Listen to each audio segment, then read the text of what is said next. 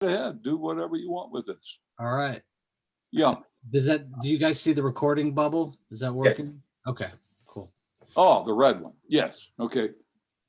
So I'm just and then just to finish that question off, how do I conceive, imagine going about dropping yourself into this massive current of thinking? Okay. I would say that even if we go back or do go back, as we tried to do, to basic questions of logic as a sort of springboard, another one of his favorite words, everything is springing, right? I mean, you see that in being and time. But yeah, one has to read. I believe one has to get one's orientation to the necessary strokes that you're going to have to learn, and anyone does. I have to all the time. It's like I have to learn them every day anew. I mean, I think I have it down, and then I go see that massive current, and I have to find my place in it again. And so I don't know if reading, we tried that, right, Al? We started out trying to read that with that group, and I kept thinking something. Well, of course, I had to drop out. Still apologize to you for that. Just had to drop out of that, even though I think we were making progress. But it still was not the right way, just to start reading. Although, I mean, ideally, it probably is the right way to start reading basic questions of logic. But I'm beginning to think that we may take so many strokes trying to find the right spot where something of suddenness, power hits you. He likes those words like stosa. You pow, you've been hit with it, and you see it suddenly, and you may not see it again. I'm of the opinion that this is much what we're dealing with, this sort of thing. Now, let me ask everybody a question, because I'm always interested in, would you happen to know what Heidegger thought, because he asserted this to be the case, the single greatest, most pernicious mistake in Western thinking? You know what that was? He even says that. Comes right out and says it. The taking the eidos. That's right. Yeah. Plato's move. He made a move, but it took an incredibly great thinker to make that move. That's why he loves reading Plato's texts. Okay, they're so rich. Okay.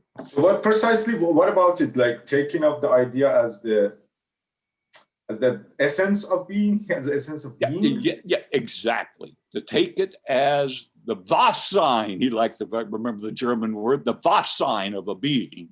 That was got interpreted. It got laid out by Plato. Right. Well, wait a minute.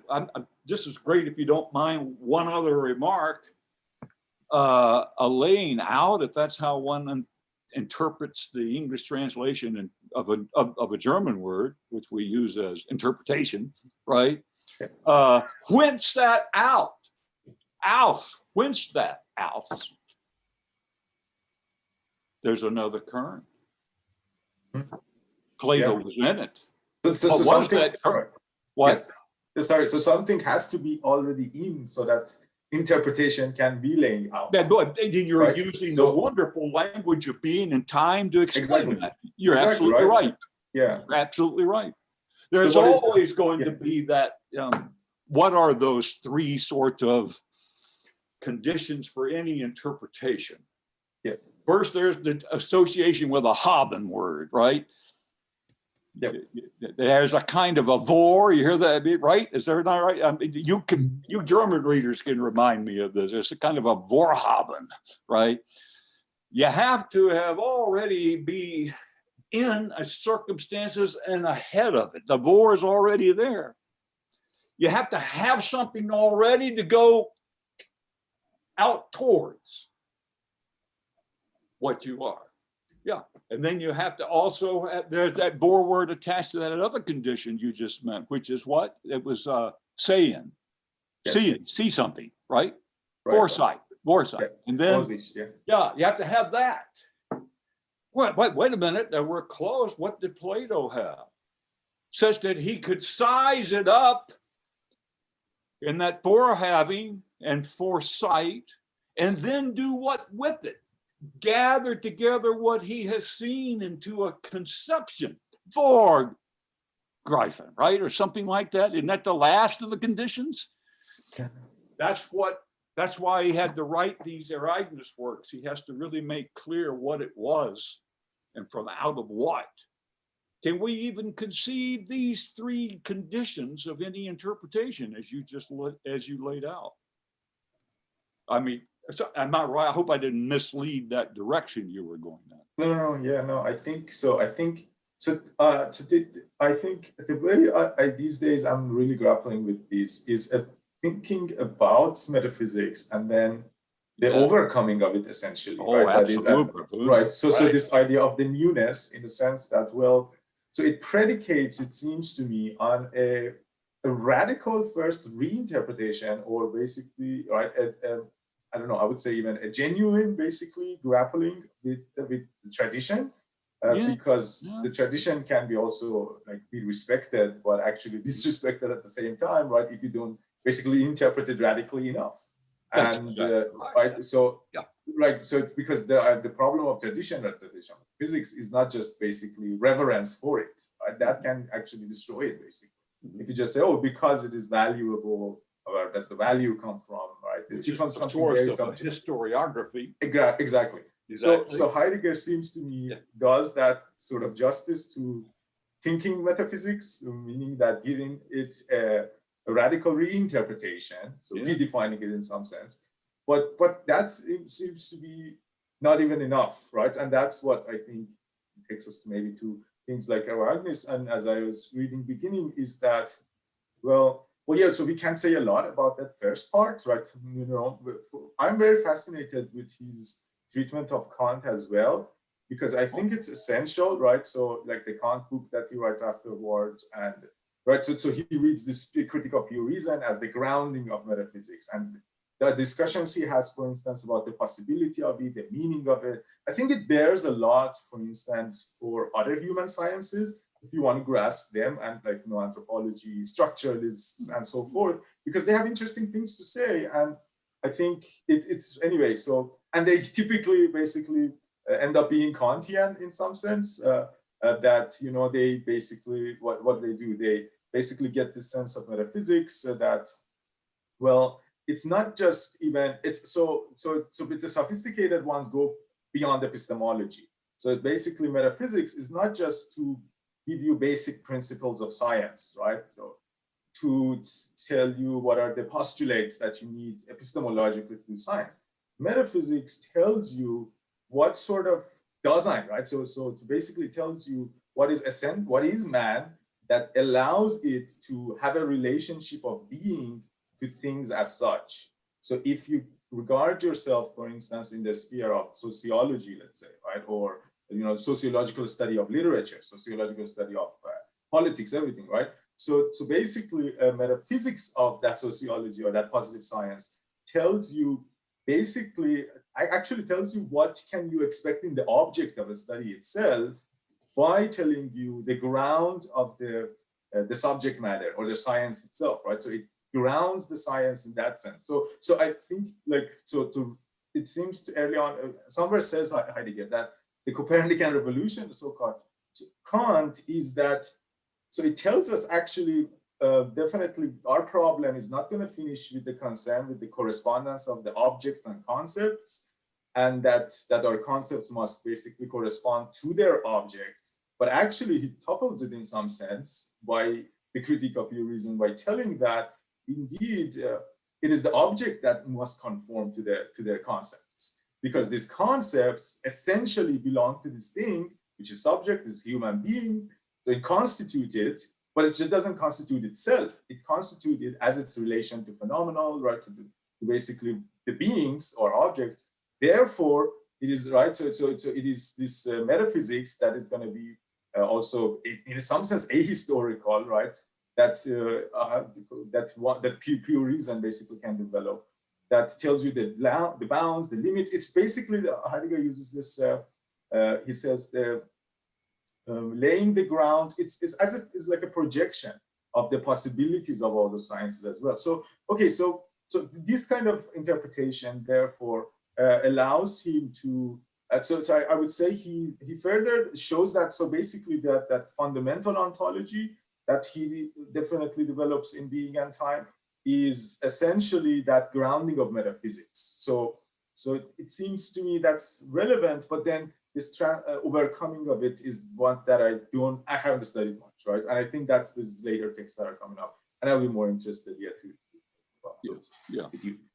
Well, yeah, I mean, the slide very easily from what we were speaking about in Plato to the Kantian issues, and of course, all of Heidegger's attempts through the courses and whatnot to elucidate the whole meaning of a critique of pure reason. Yeah.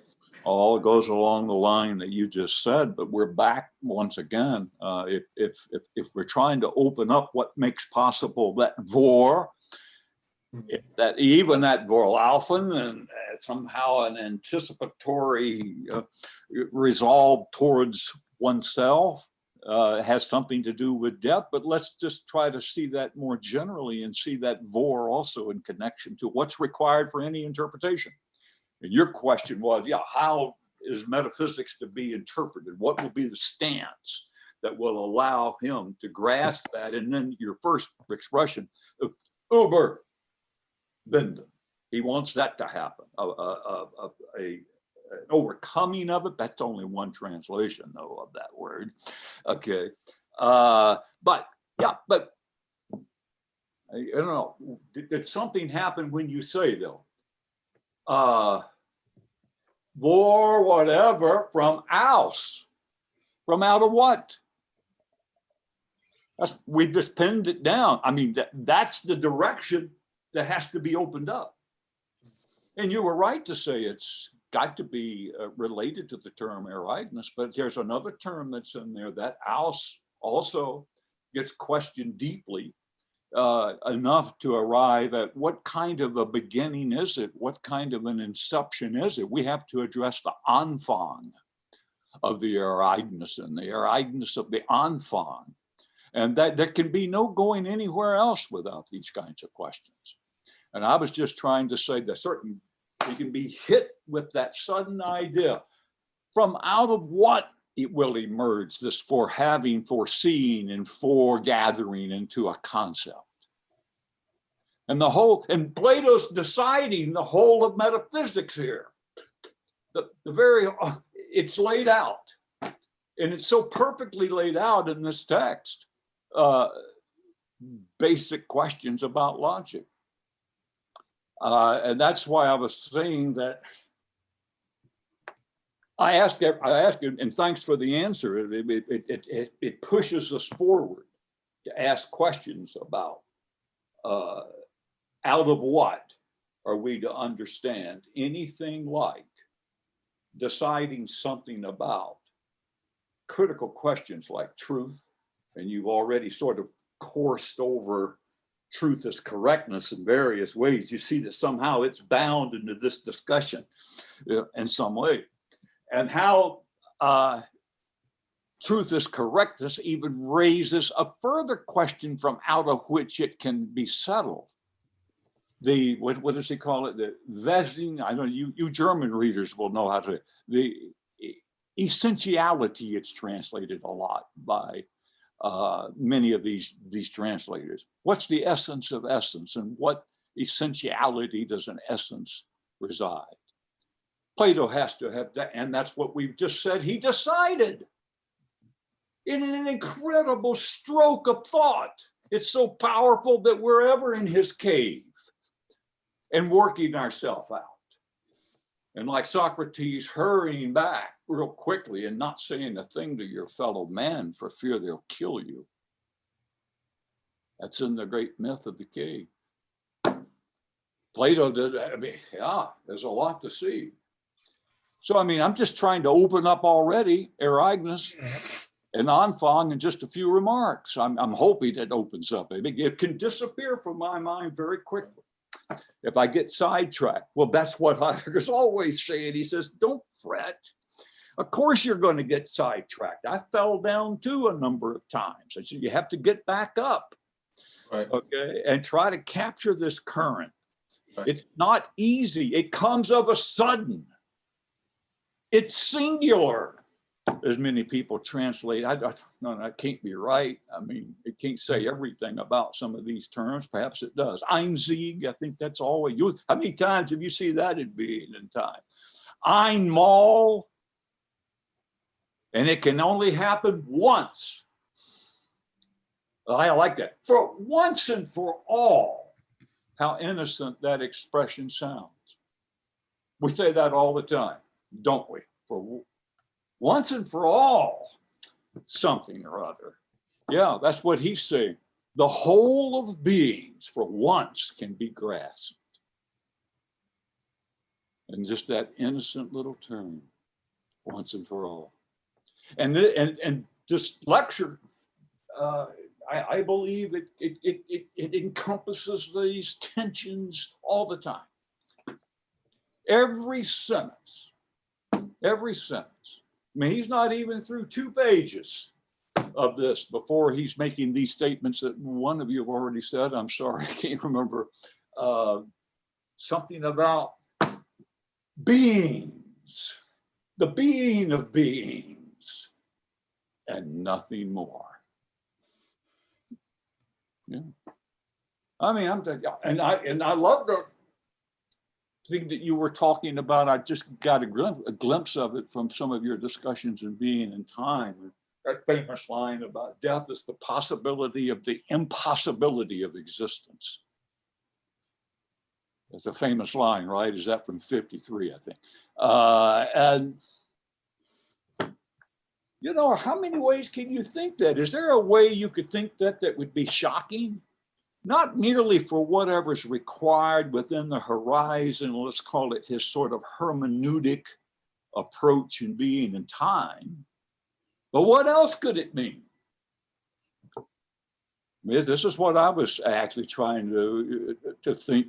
Someone said something in one of your letters. It just struck me, and I got stuck on that thought. What could that mean? Right. That possibility of something beyond an integrated, interconnected, completely constituted framework of Gestell. Okay. Is there a possibility of anything beyond that? The possibility of what? This whole framework is impossible in one sense. And it will require nothing to understand it. But you will not be able to understand this nothing until we grasp Anfang. Yeah. That is just the sudden realization. Yeah, and I think so. To a few lines from the early pages of the Ereignis, basically, first section, which is called Prospect, I believe. I'm not, but yeah. So basically, page 6 in the translation by Richard. Oh yes, that's the one we work with. Yes, exactly. Only one. Yes. So if I were to go back. And the English page 6, yes. So there is a middle paragraph. Nevertheless, it starts with that word. The German page 6. Okay. No, English. Oh, you're in English. Okay, Yes. page 6. I don't see the word nevertheless. Third paragraph. What section are you in on page 6 of Das Ereignis? So it's section 1. And yeah, section 1. Yeah, right after when he talks about the official title, Contribution to Philosophy. So that's the title. You're looking at the contributions. Oh, you're talking about contributions and not Yes. Das Ereignis. Yeah. Yes. Okay. Yeah. Sorry. Yes. Yeah. Okay. No, that's okay. Ereignis smothers all these works. Okay. No question about it. Yeah, so I think This is the way one should read. Try to see if a line can okay. Now you're in section 1. Okay. it's a very short one actually. I could Yes. just read it. Yeah. A So thoughtful it's- speaking of philosophy within the other beginning.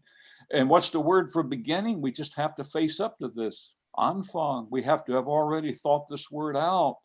And he's going to try to help us with this, but you know, he awaits in about a couple of years, I guess, when he hits us with a text, a whole Ereignis text called, Über den Anfang, about this beginning. I think we got a whole text on this. But so I'm just, must be attempted in the manner of by the way, preliminary, what word is that in German? Well, you already know it. You were talking about anticipatory resolution. That's the word for anticipation. You're already run ahead. I suppose it's vorläufig. It's what? I'm sorry, I missed that. I suppose it's vorläufig. Yes, it is. And that's what that word is everywhere because you're always already out ahead. That was what I was trying to, and so that it's like if one gets too bound up with these words, like that particular context in 53 having something to do with what the translator calls anticipation, already they'll see, I don't like that word in English. I mean, I think of pop songs, anticipation. I mean, there's so much in English that doesn't work for me here.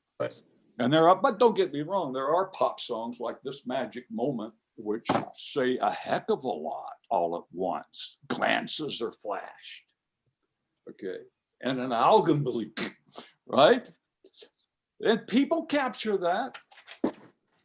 It just reminds me of, I like what Derrida once said. He said, he says, I can deconstruct any line of any language that I can understand. Even if it's written on a bathroom wall, I can deconstruct it. It's fitting and appropriate to. That's what he meant to say. That language says something. It exactly. says something in multiple ways, and it's always awaiting a loosening up. Yeah. Right. Yeah. That has been so much in my mind in many times. You said that basically it's language itself that it speaks instead of we speaking language. Because even in Hegel, I see that very explicitly that for instance early on in the phenomenology of spirit that he opens up this discussion on sense perception. So in a sense, I can read it as a response, to empiricism, but he of course puts it in its place in his whole phenomenology that he's doing, but he says to do that, to be an empiricist in the sense that say that the foundation of certainty is this sense certainty. He says, and foundation of philosophy is that. He says it basically, the problem with it is that when you say that, you're saying the opposite of it. And before that, he argues how basically what I mean, the I and the object that it means is basically self-negates, right? And his way of putting it that it's basically because what it says is a particular, right? Because when you say sense certainty, you mean the here and the now of the sense. That basically is a particular individuality, but that thing itself only makes sense by negating itself because it only can be something universal to, especially to have a truth for Hegel, right? So this here and the now shouldn't be exactly here and the now that is particular. It should be the here and the now that is universal, that can be sort of filled now with this moment, now with next moment, or now with this thing here, now with this other thing. So therefore, this thing itself, right, so negates, and then anyway, so he does basically a very interesting dialectic to show that, right, as to just confirm that two things can even say themselves, right? And he says that, he says because there's something divine about language. That it says what it sort of means in some sense. Interesting you bring up Hegel in this context. You brought up Kant and the other one now with the Hegel. And of course, well, none of us is surprised that Right. this guy Heidegger had to constantly dialogue with Hegel. You know, and even in these passages, have you seen his Heidegger's interpretation of that particular passage from the Phenomenology of Geist? Well, that's great. You should watch it. Yeah, I mean, he wrote had a nice short lecture on how to interpret that whole first section there. Exactly. Yeah. And of course, once again, it's coming back to that nicht, some form of that. Nothing is involved, a negativity of some sort, which he thinks in his critique of metaphysics that Hegel, like all the rest of the metaphysicians, failed to grasp the current within which nothingness feeds and by which it is surpassed. There we're back to the same Ereignis. It does, that's, yeah, and we're back to fundamental words of Heidegger's thinking, in my view, like all those words relating to the Greek word aletheia. I mean, all these barbaric attempts in English to translate these terms, it's almost laughable. In fact, I think at least I always appreciate that Italian thinker Gennaro, but because he at least tries to think about what's required of these words. And he has a novel way of looking at these words in that book of his, The Weirdness of Being. Thanks to Hal, he found me a copy somewhere in New York bookstore. Is that a Strand? Yeah. Yeah, I'm not surprised. Yeah. Tomorrow we will have a discussion with the Gennaro. I heard from Al. That's why I mentioned that. Yeah, I deeply appreciate what he tries to do. Really, he tries to think out there. And of course, he doesn't seem to have much patience with your typical normal interpretation of these things, which I don't either, but that's another matter. But yeah, you are looking at a line or two here, and that, let me see if I can find that again. What was it that caught it's about the issue is neither to describe nor to explain, not promulgate, nor to teach. Yeah, that's kind of strange because in a way I never feel like I'm doing that either. And it's a little way that I can grasp the import of something like that that's coming from this man. It's just hard to imagine. It's not something over and against that, what is that Gegenüber or something like that, what the German likes to say there. Can you imagine what that means? Well, I already mentioned the word Uber. You mentioned it already in that overcoming business, which might not be even adequately translated.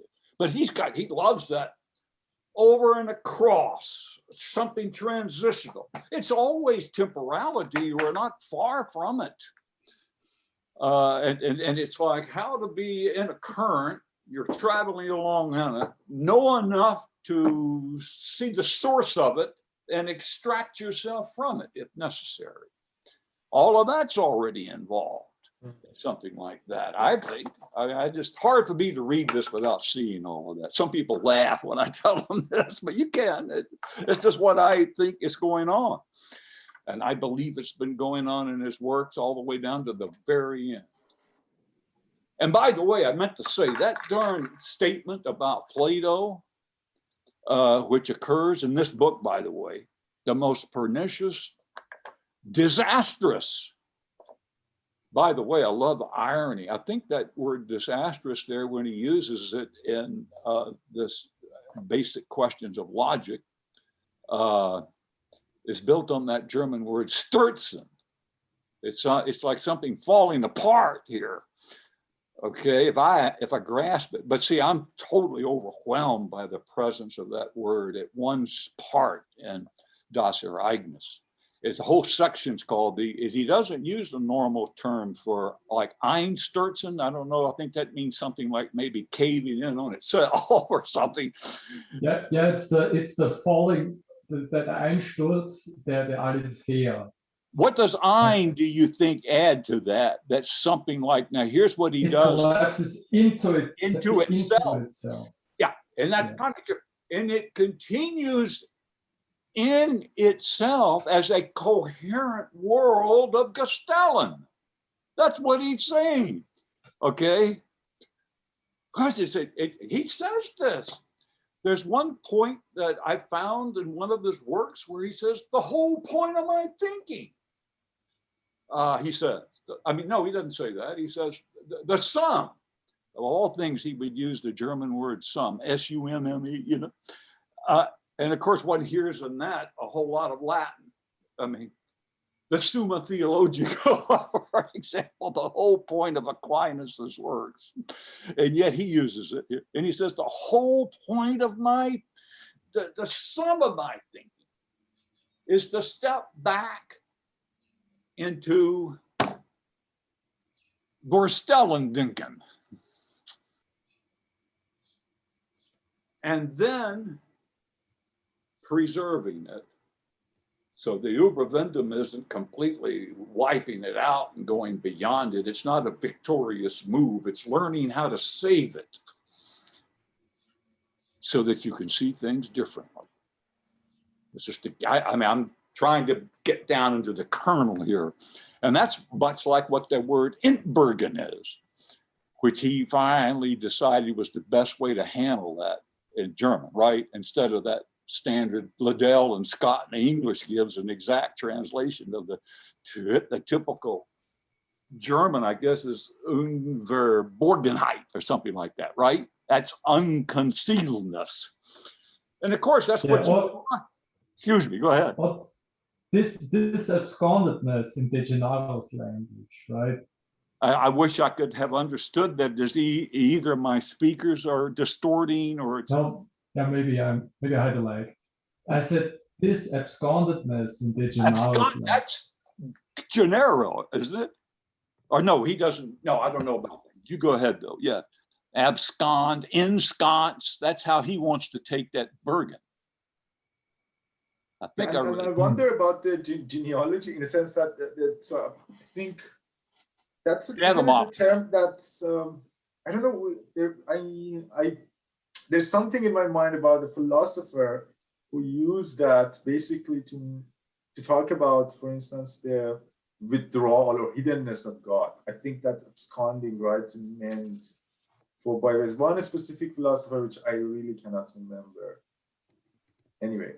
So I think that it has some place in the history. Yeah, it probably, yes, it probably does. But yeah, I'm back to that thing on Sturzen that collapsing into it. That end can be right. Correct me in the German. I can't even ask in German, when's the next swan? So I always am appealing to people who can help me out here. If that in and Einstürzen, here it is. I mean, if you got Das Ereignis, it would be section. It's a whole section is called that. But here's what it's the collapse of. Aletheia is Einstürzen of Aletheia. But he's not using Ein there. He's using, and this really fascinates me, Entstürzen. So I'm always looking for someone to help me with the difference between Einstürzen and Entstürzen. And he thought that, by the way, let me just show you that. I'm not going to, of course, wouldn't even try to read something like this passage. It's just too much for me. It starts, well, here we are. It's section 71 in Das Ereignis. The collapse of Aletheia, the translator says. He calls that Entstürz a collapse. And then he uses these terms to finish off that title of 71. The collapse of Aletheia out of the global mountain range. The beginning of the destiny of being. Now he thought enough of that. I understand it. This text was 42 or thereabout. But yet here in this text, annotation, I remember I call that guy that we see online at the Ereignis site. He looks like he had a great deal of experience trying to construct indexes of Heidegger's terms. That guy, that his name is Daniel Ferrer. And I think he lives somewhere in the South Pacific. I asked him, I said, do you know where this text is? That you ever seen this text that he cites there, a footnote, that title of 71? He says, this is an excerpt out of a bundle of his annotations, Anmerkungen. I finally got this one in the German, no translation, so I'm suffering as I try to make some sense out of it. Okay, I'll say now a few things. What's that? Can I just say, the end of the Endsturz, I think this end comes, for example, in words like Entzug.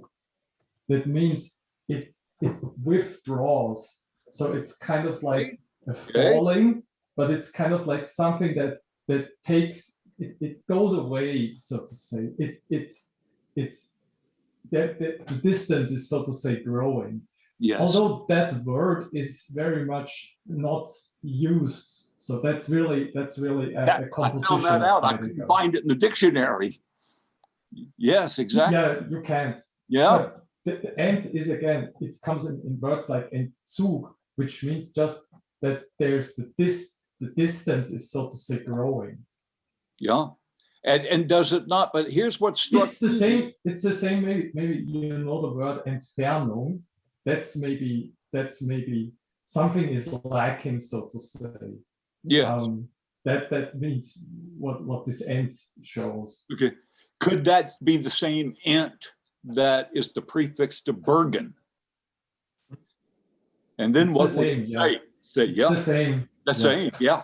And that's what made me think that this was an incredibly important passage. I guess I wanted to say to you that it is not a narrow enterprise we're involved in, because Heidegger says, I want you to look in Anmerkungen, and he wrote these annotations or remarks many years later, all the way down into the 50s. I think it's the second of that Anmerkungen volume, that this whole passage from Das Ereignis is cited completely whole. It's like he had it already in 1942. He had written out this sketch here. And I guess I'm saying that this sort of suggests the importance of all of this all through his life. At least we're in the 50s. And then I was saying a little earlier, if we think we're being too narrow or we're just drowning in a certain period of his thinking, it might not be too relevant for another period. That remark that we tried to just say some general things about, that would be the remark that that the most pernicious and disastrous philosophical definition in Western philosophy was Plato's pinning down or interpretation of Vassein, the Greek tiesti. What is it? Okay, and yet he says the same thing more than 10 years later in the essay, which we all have to read all the time, I'm sure, The Question Concerning Technology. And when all of a sudden, out of the clear blue sky, said, what is it that we really have to understand here about technology? He said, well, first of all, we have to start asking ourselves about what is the essence of essence? The same thing, the essentiality of the essence. And then he summarizes Plato's view, just like he did all the way back in this basic questions. And I love the way he puts it. No way on earth do I have to, or do we have to accept Plato's view of how to determine that Vassein as eidos, as you've already said. Yeah. And then he uses Goethe with a sort of an insight into that Verum or enduring as part of the meaning of, right, of essence. And so I'm just trying to point out this. It's like you can bury yourself into a line. It doesn't matter if it's from the Ereignis work, he's trying to bring it into some explicitness, this Ereignis. Whereas, and being in time, he may be referring to it in various ways, even with that informal Ereignis. what's happening, man? You know, or geschehen. That's also you, right? I mean, we always say, hey, what's happening? Well, Heidegger would say, oh, I have a chance to talk about Ereignis again. That's what he would say. Okay, so wherever that occurs, and it occurs all through his works, and anybody in the German language is probably using it daily. He wants to make explicit what is at stake in that term. But if you don't mind, I will just say something about that paragraph. And I really appreciate everything you've been saying. So Which paragraph were you in? So same page that you also read it for us. Page 6? 6, yeah. So that backward sentence, the issue is then neither to describe, nor to explain, neither to promulgate, nor to teach. Here, the speaking is not something over and against what is to be said, but is this latter itself as the essential occurrence of being. Yes. So the speaking definitely, we can think about it. Are they doing what? I'm sorry, I missed what you said. Speaking. Yeah. Yeah. So speaking to me, I think it must be expression. Yeah, and I think that's important to note because, so it's basically the language here is at stake, but in the sense of speaking, and then this is And then so what I found that's the whole page interesting, because I think it gives a sort of opens up the problem interestingly, because then he says that so it gathers so this speaking gathers being to a first resonating of its Anklang. I love and yet sounds forth itself only from this essence. And then spoken in the preliminary exercise we just said is a questioning. Spoken is a questioning that is not a purposive act of an individual, nor something delimited and calculated by a community. So it's not rationality in some sense, right? So because rational reason is fundamental that purposive activity. Prior to all that, it is the passing of an intimation that comes from and remains assigned to what is most question-worthy. The detachment from every personal domain will succeed only out of the intimacy of the earliest belonging. And that's really, I probably flashed something for me, earliest belonging. Yes. What's that? No grounding is granted unless such a detachment would vouch for it. Now keep this detachment and now see how it evolves in the next paragraph. Then his text that says that the age of system has passed, the age that would elaborate the essential form of being from out of truth of being has not yet come. So concerns this truth of being. In the interim, the transition to the other beginning philosophy needs to have accomplished something essential, the projection, grounding and opening up of temporal spatial playing field, truth of being. How is this unique accomplishment brought about? This is no precedent for it to no foothold. So in a sense, it's right. Most by the way, you're going awfully quickly. You know that there's a very in all of these lines an immense amount of Ereignis. yes. So perhaps because I wanted to get to that. Okay, go ahead. Maybe I want to highlight one thing, definitely. Okay. So and then we go on, and probably I could have summarized, but I just want to go to say mere variations on previous notions, even if these variations arise with help of greatest possible intermixings of historiologically familiar modes of thought, will get us nowhere. Furthermore, all worldview theories stand completely outside of philosophy, where they can exist only by denying that being is worthy of question. So in a sense, any activity is some determination on what is question worthy.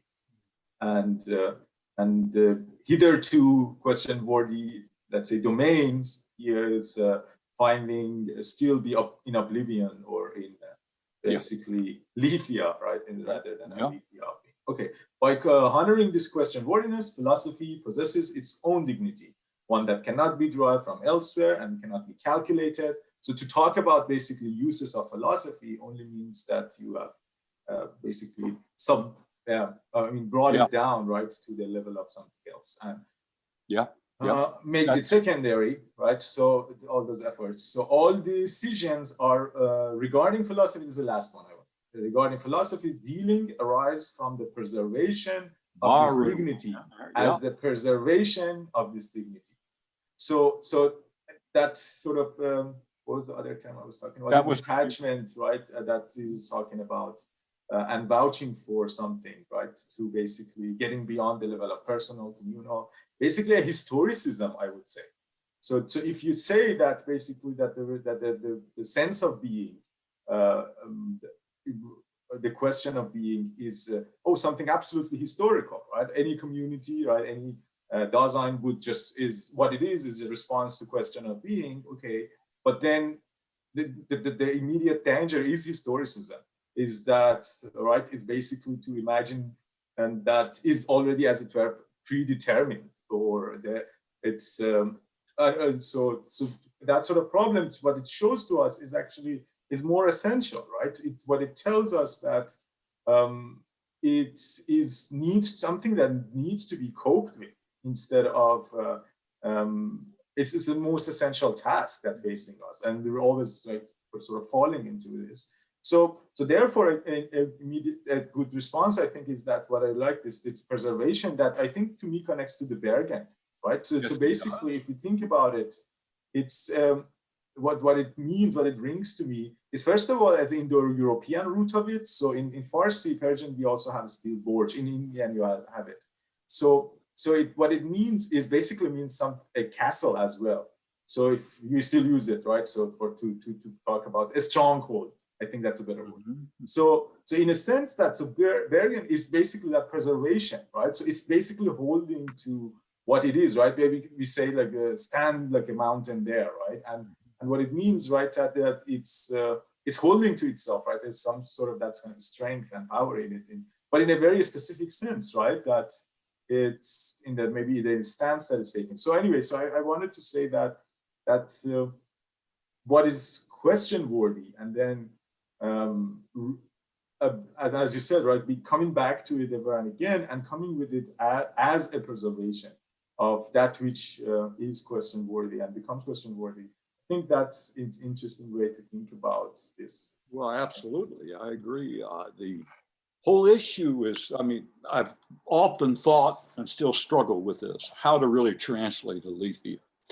I mean, if you want to see the most detailed and published material that we have, it would be the Parmenides lecture, in which he actually canvasses his former use of various German words to try to handle the complexity of the Greek term aletheia, which we hear having that alpha privity. Okay. And then we hear it as having a most important part of other Greek verbs as the second half of that word. And he's constantly asking himself, what's the adequate German word to render what has to be rendered here? And the Parmenides is a beautiful struggle to show you what that amounts to. And certainly that preservation comes right out of it. The main issue is how to handle that alpha.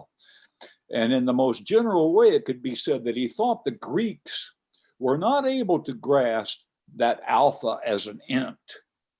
They more or less grasped it as just simply a negation, an un, okay, and which we even see in the German typical translation of that word. If you look in a German lexicon of Greek, just as you looked it up, as I did frequently in Liddell and Scott, Greek lexicon, you see unconcealedness. You see it. So they're how to interpret that A. Everything about Heidegger's thinking is coming to get a grip on this A, because it is easy to take it, as Hegel does, as simply a device to separate anything which might exist. Sartre himself loved that. He liked that internal negation. I fundamentally recognize I'm not that thing is not me. I see it furthermore as an exterior negation. I can use it like a tool. You show me something, and then I'll distinguish that something from anything else. That's called the superficial, trivial notion of negation for Heidegger. He wants to understand that A that's on the word as a prefix, aletheia, far more deeply, to even encompass what the Greeks themselves recognized. They themselves recognize in their own language, whenever something appears, and without going into the technical words that we would need, not only in the German, but the Greek to talk about these matters, because he's thinking out of Greek, and these German words are coming right from those Greek words, okay? And occasionally encapsulating them as well. But they always suspected something's not right here. Yeah, and isn't it? This is important to say. I mean, this is just register the importance of that. It's like they themselves were such a powerful thinkers and creators that even under the umbrella of their principal word, aletheia, they recognized that all that was coming forth unconcealed that stands around me, somehow something's been missed. You could say the whole first beginning of thinking started with something that did not begin.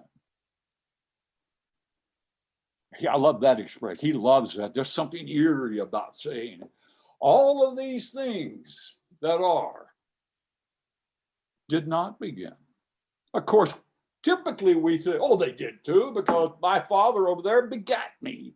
The whole universe came from something. Well, that's the way typical thinking thinks. It doesn't understand the Anfang. And the Greeks themselves, in that lack, in that failure, even though they experienced something's missing, but could not bring themselves to think it. And that's what Heidegger is doing. By the way, we can make that really clear in this part. He does this in the basic questions of logic. Nowhere do the Greeks try to justify understanding truth as correctness. And by the way, nothing has changed. I remember in school, we used to have to read this guy named Tarski, some Polish logician, supposed to have been a thinker. He wasn't. He's just a mere manipulator of symbols. And the fact of it is that it's just taken for granted truth is correctness. Right. We don't need to argue it. It's just true. Here's the secret. I believe I'm not over dramatizing it, but I think for me it's dramatic. One has to come to see why truth as correctness never seems to require a proof. It always presupposes truth as correctness. It's presupposed. Right. And by the way, we're looking at it right here on this very page you started reading. He's giving you the basis for understanding that.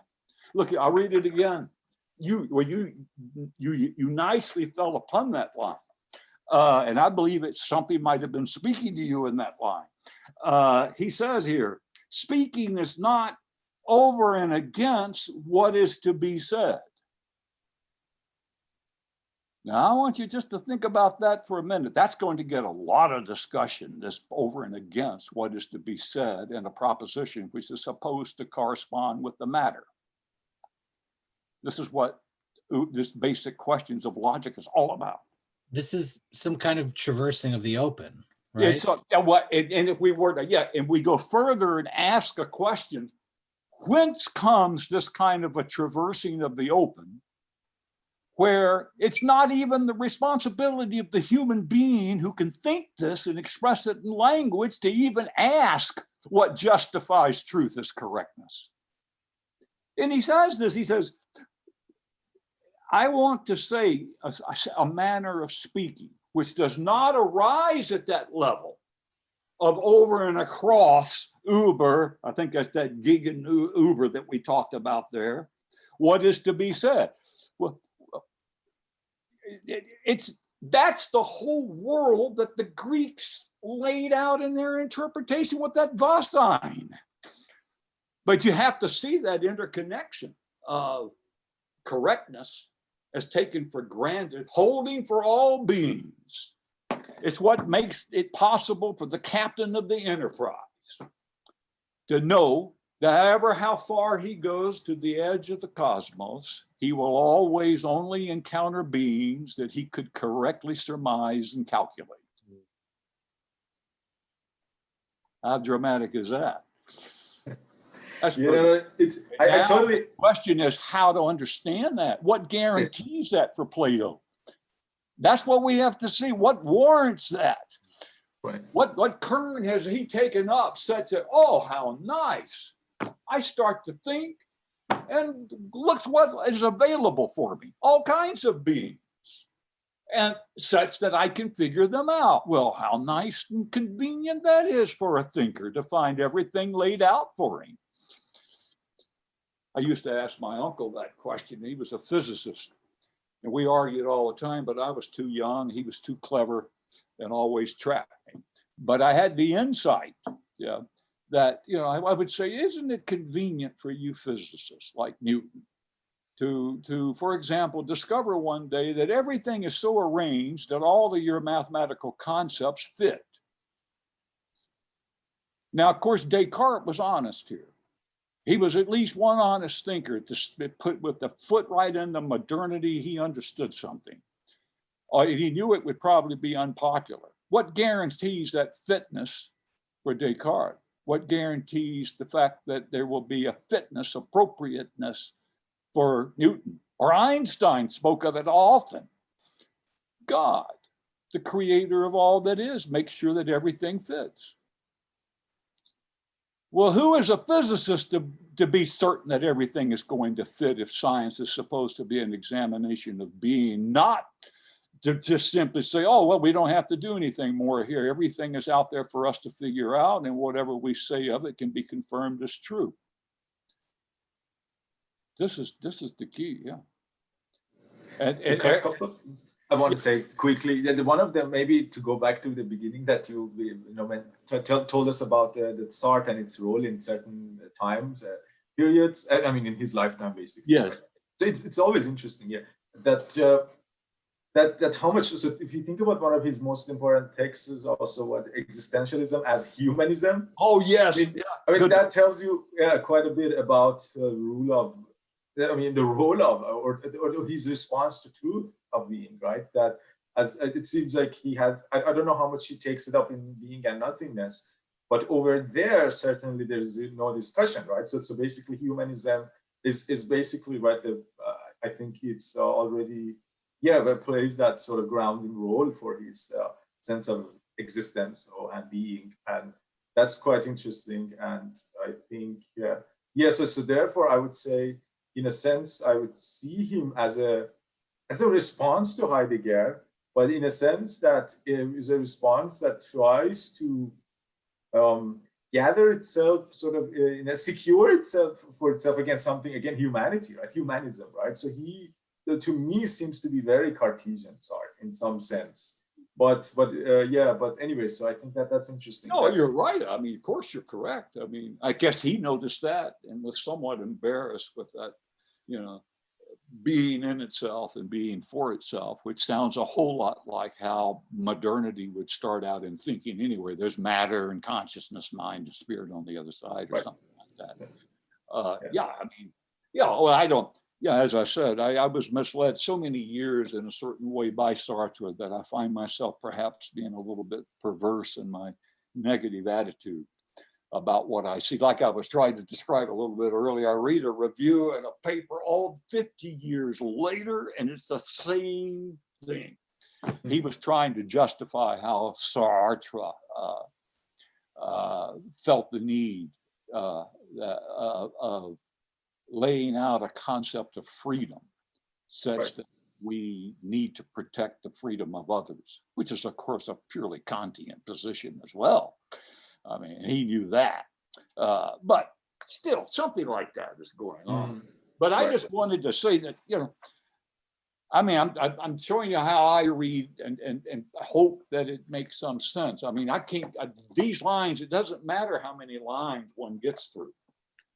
It's like all of a sudden I realize that in that very line we read, that we need to have a speaking. And by the way, you're correct to say the relationship of language to Ereignis. Well, listen, he has a line in Das Ereignis that says, Ereignis words, Worte. That reminds me of those strange lines where you take a noun and turn it into a verb. like he's famous for that. Nothings, you know, and stuff like that. We see those all the time to kind of shock people to realize there's something going on there. But yeah, I see this speaking. But here's a speaking that cannot rest content within what was opened up in the first beginning out of the establishment of beings that will be the answer to all of our questions. It's not content with that. It has to understand that and know how to phrase it and understand what and how that view could have come about. Over and against, well, you said dualism.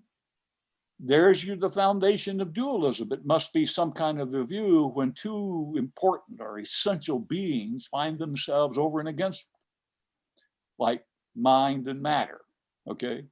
Or human beings and something else. So yeah, and what he's saying there, we need another speaking.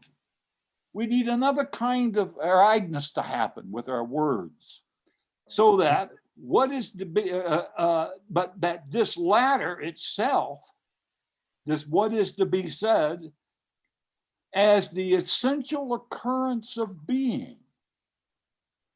Now this being here, that being is spelled that we haven't even mentioned that. You probably already have seen those discussions of why would he launch into a German word with a EYN spelling instead of EIN spelling. And that happens all the time. Started happening, by the way, in this text, but it's even in earlier text.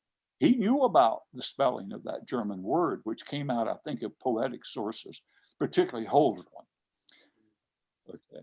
So, but we have to ask ourselves all about this, but that means that somehow we have seen this over and against of beings. I filled that out a bit. Okay, that can be over and against of beings, like among the Greeks. These are beings that emerge and open themselves. The Greeks had a word for that. You remember that word? That's a very important word. It got mistranslated by the Romans as natur. Okay, but it's a word which is apparently the foundation for a bunch of important Greek words, like the word phenomenon is already involved with this word. Physis, phu, looks like an upsilon in the Greek. Physis, or however you want to pronounce that. I used to argue with my Greek friends. How did they pronounce these words in ancient time? Most of the time, nobody knew. But anyway, it's not merely how the Greeks could open up a Gegenüber. They have to cross a region between that being and themselves. Okay, and they cross that region with their words for German word Vorstellen, Stellen. Also words like setzen start to play a role in German for all of these words in Greek. The Greeks had plenty of words, those me verbs, tithemi, histemi. They had all these different ways of thinking about that relation between something beyond themselves. What Heidegger is doing is opening up for us with this kind of thinking. That is the way.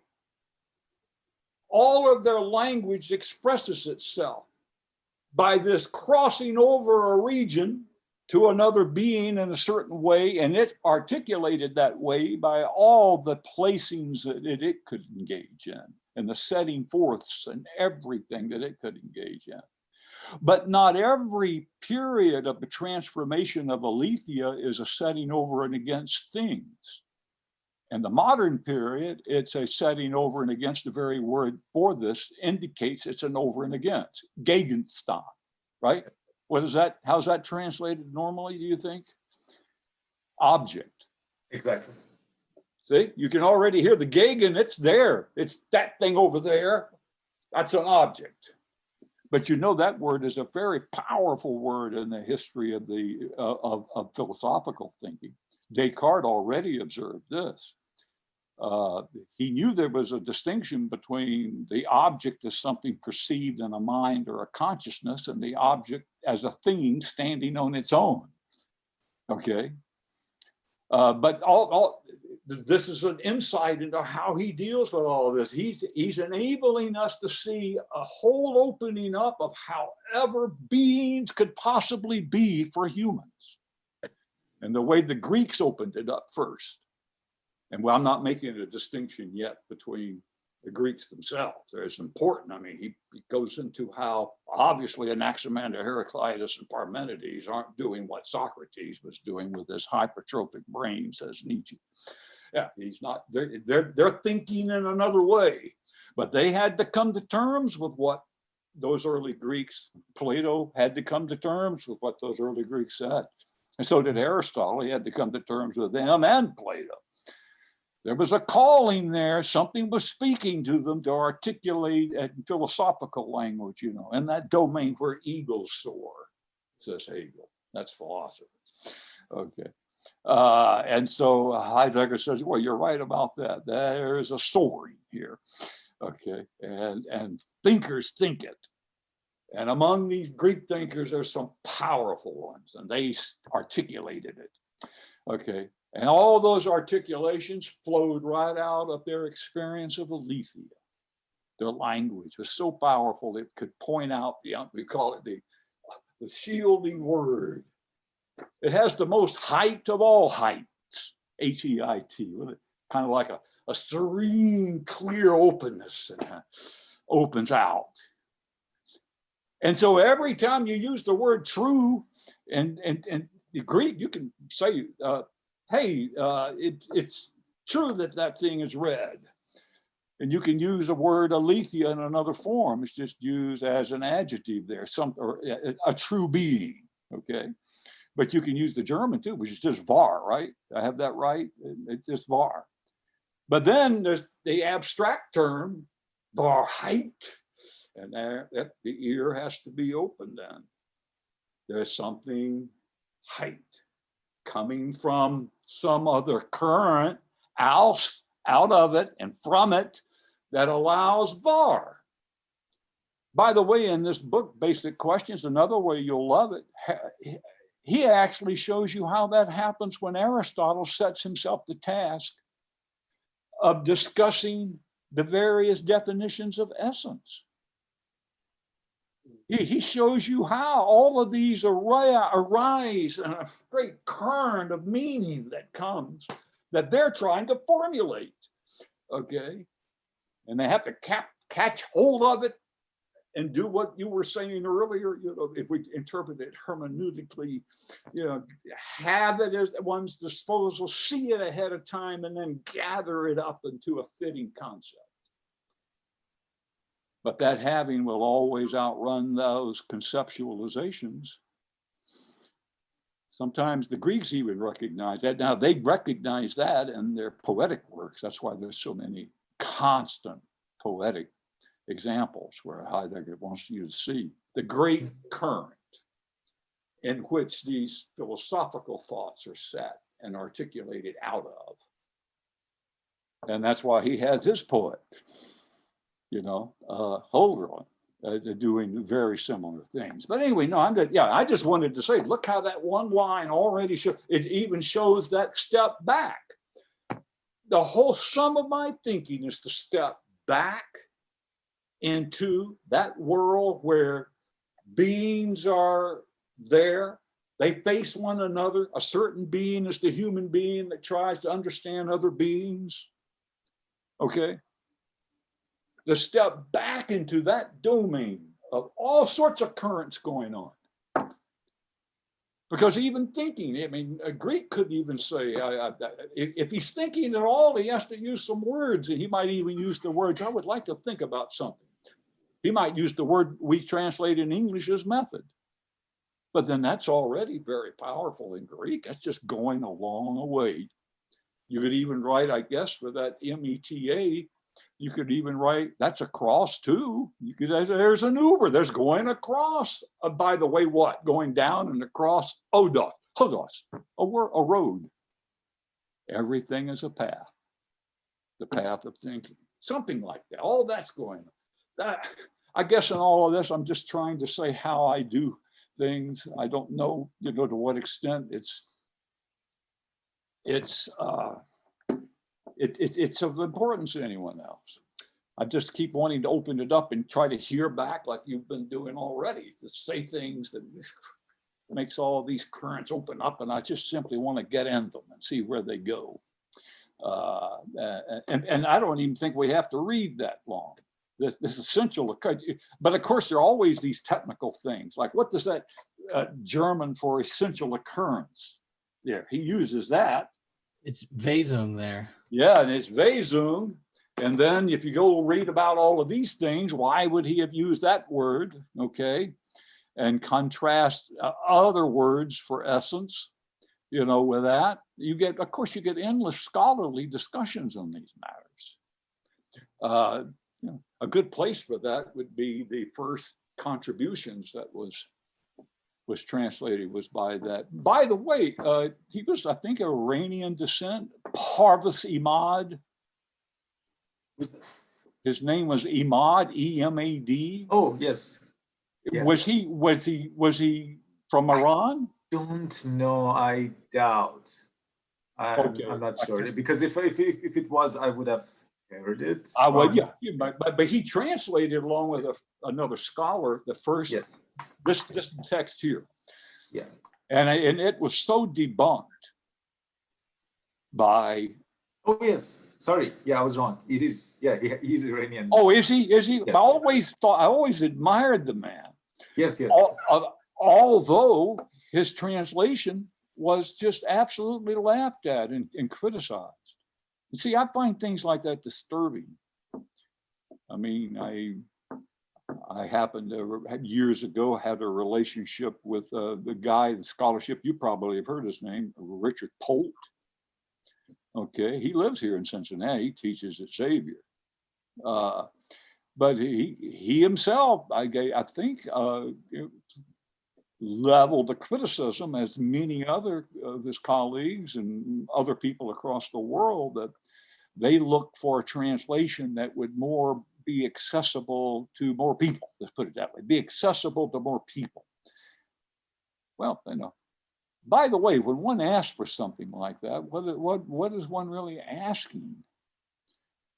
Suppose someone were to say, well, I want my book to be in a language that is accessible to only a few.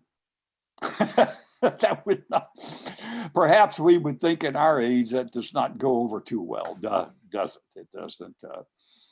But I think Imad's translation, I like looking at it now. But when I first got into contributions, that was the only one that was there. And it was not unreadable. I could not read it. Only it took time to finally learn that back in 2000. 20 years, you know. Well, that's, yeah, back to one point, how to see in that unquestioned essence of truth as correctness, a lack of a need to question it. And does that reside in the way beings are thought and in the way they are determined in their what, their was, their Wassein? And wouldn't we like to know what that is? What would be that way that beings are determined in such a way that makes it awfully convenient for the human being to arrive on the scene and capture those beings? Today we would say in technology, scientific method, and so forth. Yeah. And yeah. I want to say something yet, because it's very interesting. So what you have been saying take me to this place that, you know, to think that, so to be to philosophize, I would say one has to hold fast with the ontological difference. You have to concern yourself since its beginning with beings as beings, right? So you have to concern yourself with the being of beings. And so to me, it seems that Heidegger does that as fundamentally in his interpretation of history of philosophy, philosophical matters, philosophical questions, in a sense that you can see basically, particularly with the notion of Dasein, that's why it plays such an important role, because that's precisely allowing us to see what is the kind of being that allows such a business to open up, such basically metaphysics, because it's a kind of being whose way of being is always involves an interpretation or a sense of being. So so there is a being that senses being of beings, and it is nothing but that, right? So ontically, Dasein is ontological, right? So okay, so if you basically again hold fast in that, basically stand in ontological difference in some sense, you're doing philosophy, you're doing metaphysics, okay? And then, however, this is already, it's in a sense, it's some the owl of Minerva, all right, that opens its wings. So, Yes. so if it becomes a knowledge, even you can say even a sort of ontological knowledge, then it already tells the thinker that, I mean, this only arises after something else. So the thinker has to first think that this has been basically the sense of history of philosophy. I like the way you put that. Yes. Yeah, and so already Heidegger has seen the insufficiency of this thing that he could have formulated as such, and then already he has projected something, which I think then gets really, let's say, said, right, or comes to language maybe in these later works.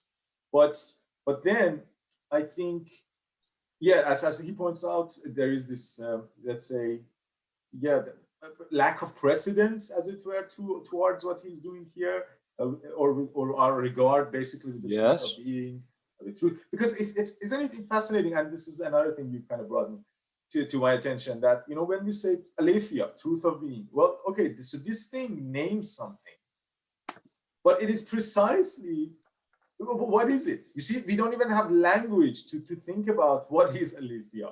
As it were, you see, it seems as it were it's the end of something, or it's like the very beginning. Like when we say what aletheia, the truth of being. Well, I mean, it is. Is it about something? Is it even make sense to say it's about something? We get some sense from it. We can try to get its sense, but you can get it by actually seeing how other things stand in truth of being, right?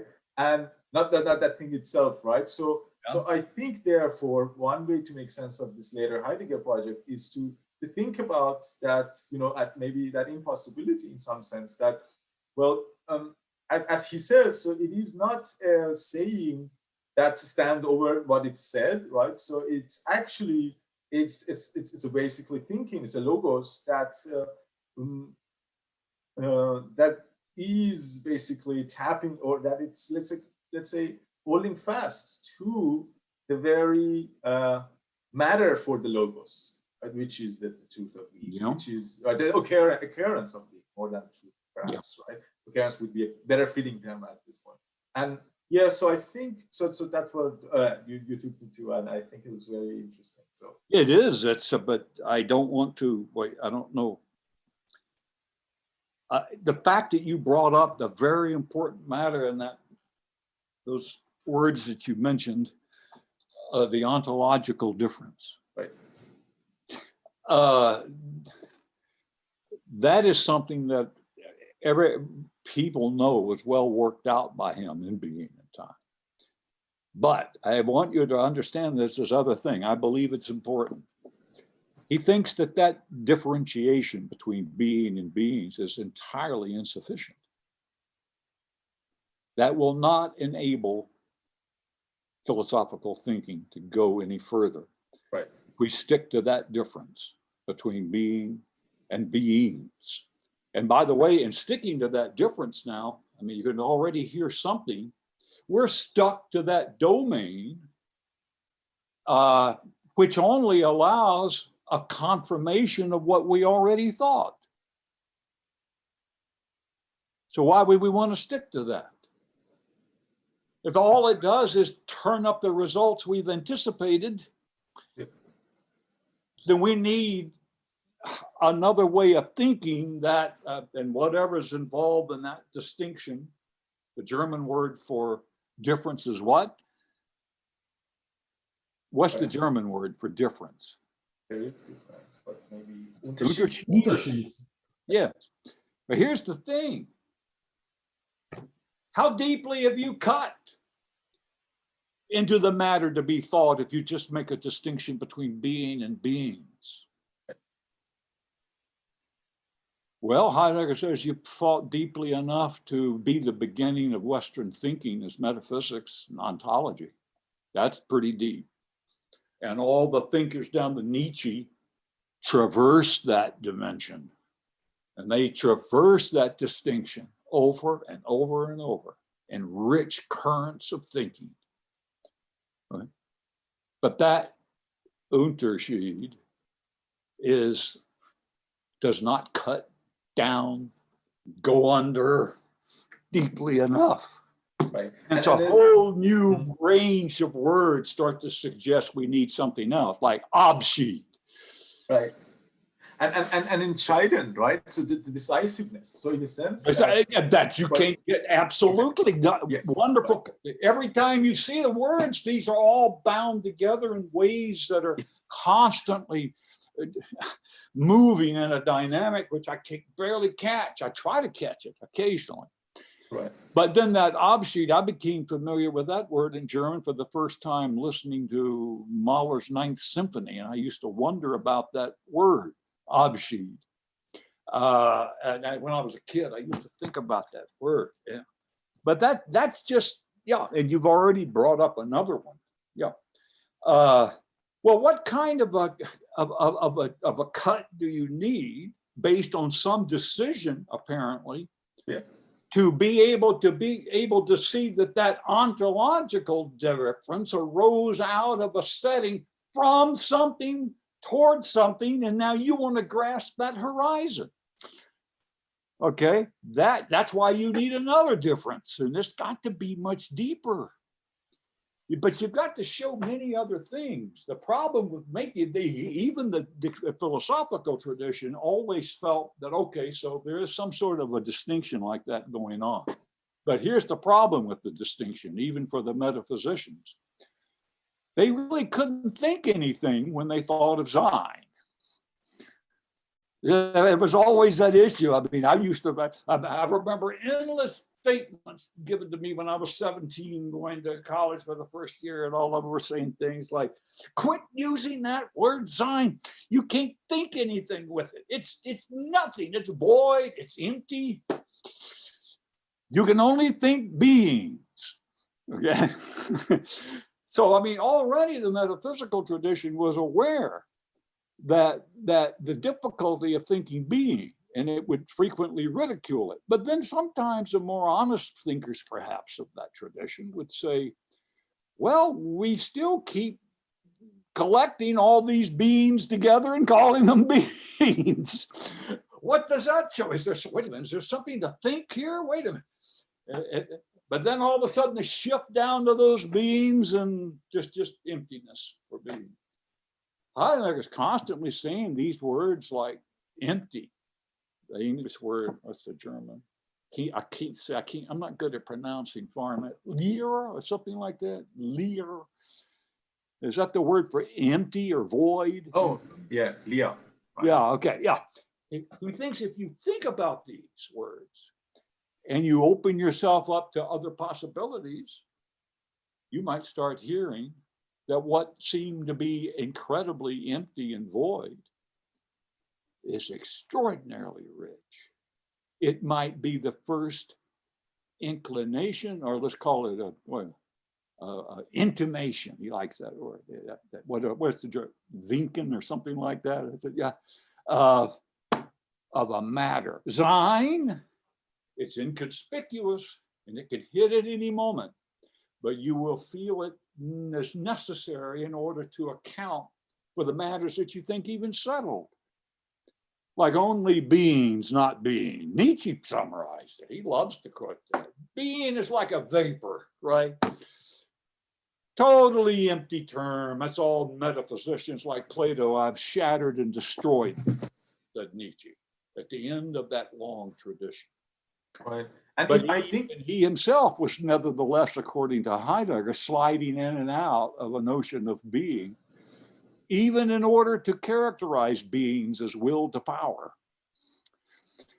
So, I mean, there's all sorts of things here like that. But I just wanted to point out, you'll see this if you'd like to see, I don't know if it's a good introduction. If you have a copy of Das Ereignis, read section 175.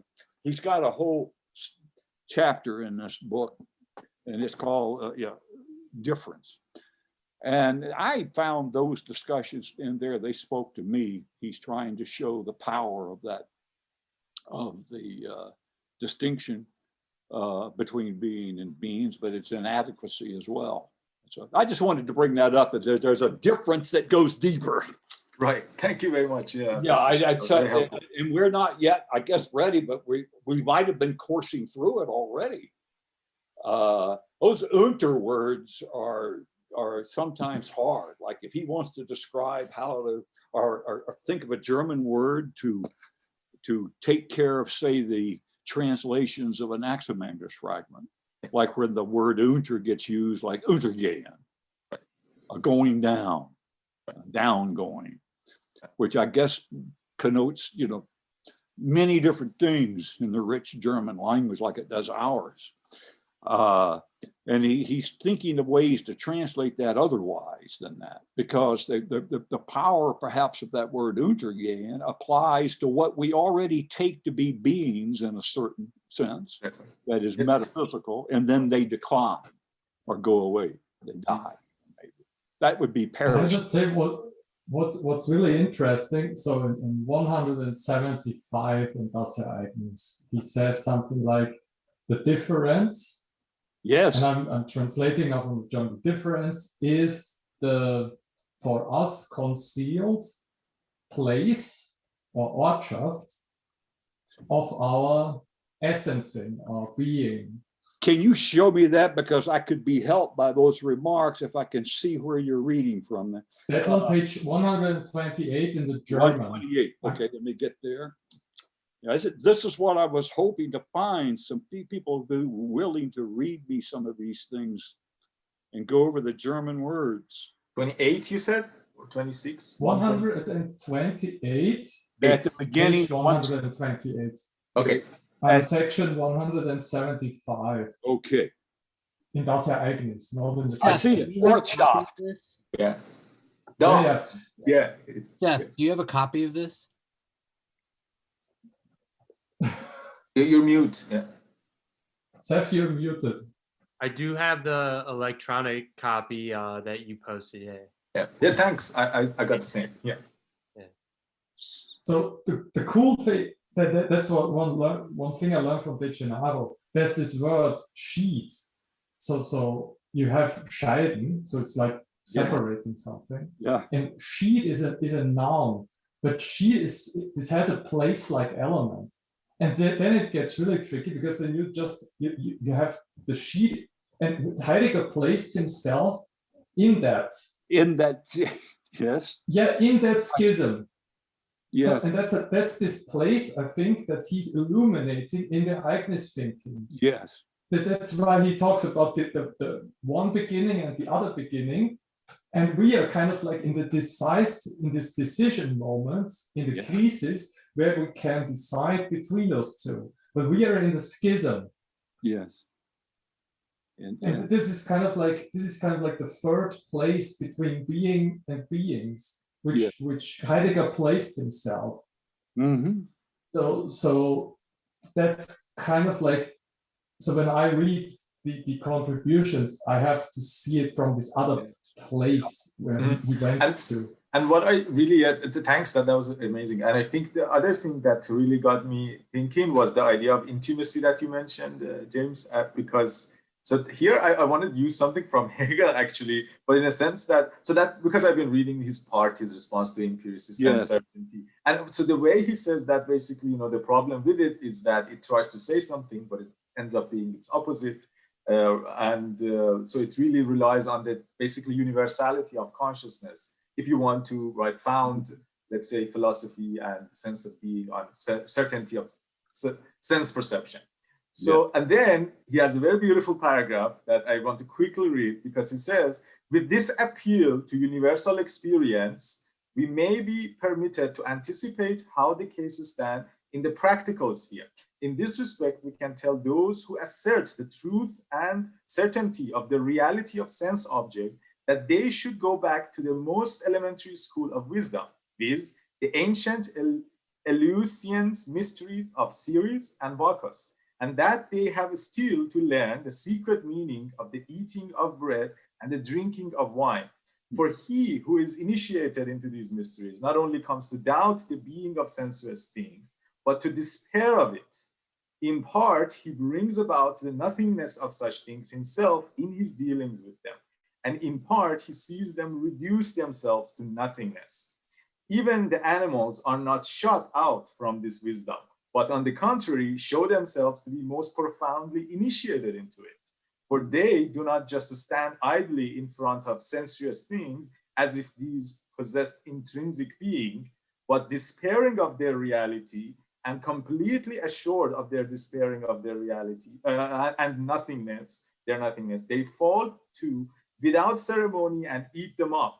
And all nature, like the animal, celebrates these open mysteries which teach the truth about sensuous things.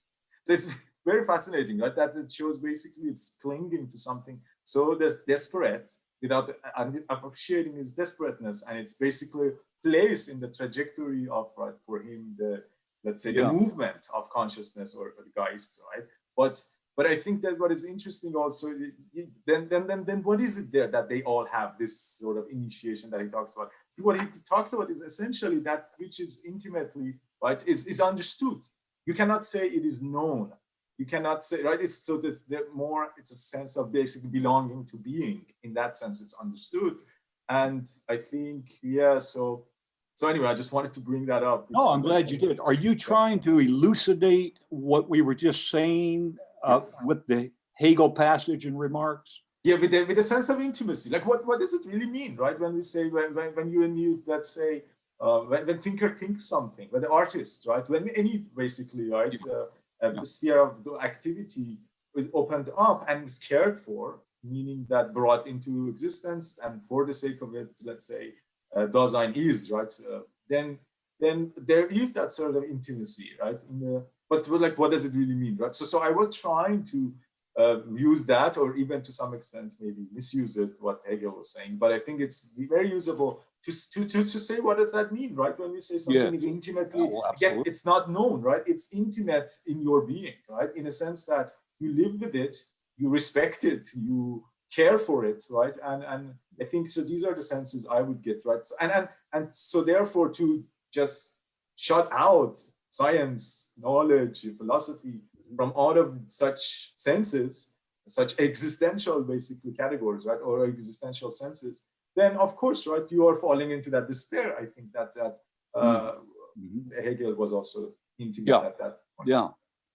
One thing I think that it's important to say that for Heidegger, of course, one doesn't just reject metaphysics, much less science or anything else. Yes, exactly. One comes to an understanding of how it sort of works.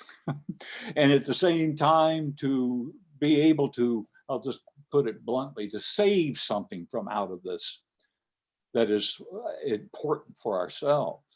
I don't know, it sounds too, but I wanted to, Daniel, you were reading that page 128, and what was the line, was the one in the center of the English translation. You were looking at that.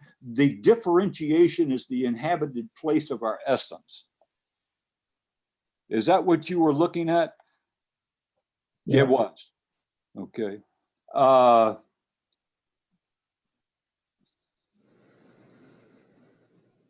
I wanted you to just, well, in light of that, this discussion here, and by the way, notice that when he starts out, I'm just going to look at a little bit of just a few lines from that 175 from Das Ereignis, that section. The differentiation of being and beings, which is what you brought up to ponder here, with a view toward beings, dominated by them. We constantly still say and name being. The is and the word in general. He's got that in parentheses. He just wants to remind us, I guess if you drop that sentence out of the parentheses, that's in the parentheses there, we would just read it, the differentiation of being and beings. when we designate these, it seems we are relating to two pre-given objects. I take it that he believes that he's talking to moderns who would understand what that word objects means, okay? A third. What is this third? Perhaps a consciousness and a representation of these seems to differentiate them and must thereby claim a regard. By the way, the word is, I think, for the claim there is Anspruch. If I know that German, it means something you can hear. There's a speaking at you here. That's a claim. Yeah. Okay. And even the regard is Hinsicht. So hin is to, and Sicht is looking. So that's I ignored it because, but you're absolutely right. And with that, and it's a view, Angesicht. We're looking towards, and we think maybe we'll encounter a regard coming from the other side, a claim. Well, hey, we could probably stop there and say Ereignis just happened. But it hasn't been cleared. We can't actually see what the import of even these lines are unless we can envision something like, for the Greeks anyway, the deep recognition of the human being, of something gathered by him in his thinking and perception. Because even for Plato, the eidos means a looking out, an Aussehen. I think the German, it's actually looking. We have a wonderful English expression, right, for this, like turning a face towards one. The face of a building. It almost suggests that in a certain sense, it cast its blick. Yes, it cast a glance or whatever. Boy, that's another one of those German words. Yeah, and that Augenblick, of course, right in your eye. Hey, and Ereignis as a word is derived from Augen, at least in part, where he has I mean, there's so much going. There's almost like we expect an answer in that look across this space, and a recognition. Oh, I cited that pop song. It just came into my mind. I wish I could get that worm out of there.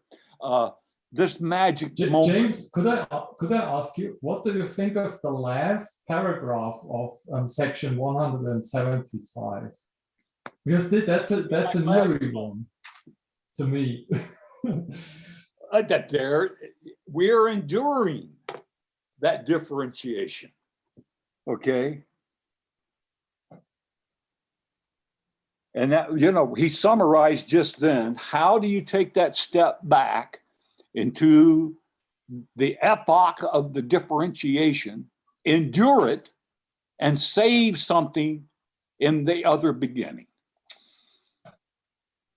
Okay, he says that. To think being, he didn't say B-E-Y-N. Yeah, that's that step back. That's where he says the sum of my thinking is stepping back to the domain of what the Greeks opened under the mantle of Aletheia. The domain of the world, the earth, the heaven, the gods, and man. And they found the interconnecting link in stelling and placing of all beings together into a whole, all of which were in tune with one another and satisfied all questions of truth. And thinking is bearing that. And I think, or enduring that. Oh, and I love that word for endure there. I just wrote it down in my English text trying to do this. That's the word that he sometimes used to say in that middle period. It has something to do with ecstatic. The word for ecstatic, or ecstasy, standing out. And of course, that becomes the basis of understanding the word existence. Enduring it means it means ausstehen. Yes. It's ausstehen. Exactly. And you also can use this in normal language, for example, for an illness or a disease. So you have to endure it. You have to eine Krankheit ausstehen. But notice he says, I want you to endure the differentiation between being and beings in questioning. For the Greeks, they never questioned that, which is one of the reasons why they did not think aletheia in a deep enough fashion. It takes apparently the German language to understand further what has to be done with aletheia. And I want you to think it and to question it. I want you to experience this differentiation. And here's what you will experience: a deeper cut. I think that's what he's getting at there. You will, and that deeper means it's conceptual. You will now begin and not have to suffer beings that have not begun. You know, for me now, I'll say what my ultimate reason for reading any of this is, are these sorts of lines. This is what he's actually suggesting that will happen eventually when he articulates in Das Ding, the worlding of the thing. This is what matters for him, is the kind of thing, because you cannot talk about the worlding of the thing. This is what so many people don't even bring this up in talking about these Bremen lectures. They don't even talk about this. Opening out is only a historical one, and it's conceptual in its origin. And so this is what's going to allow this.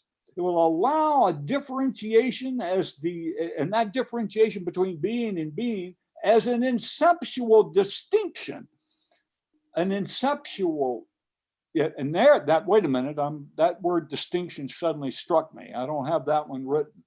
That's not unter, is it? It's very. No, it's very.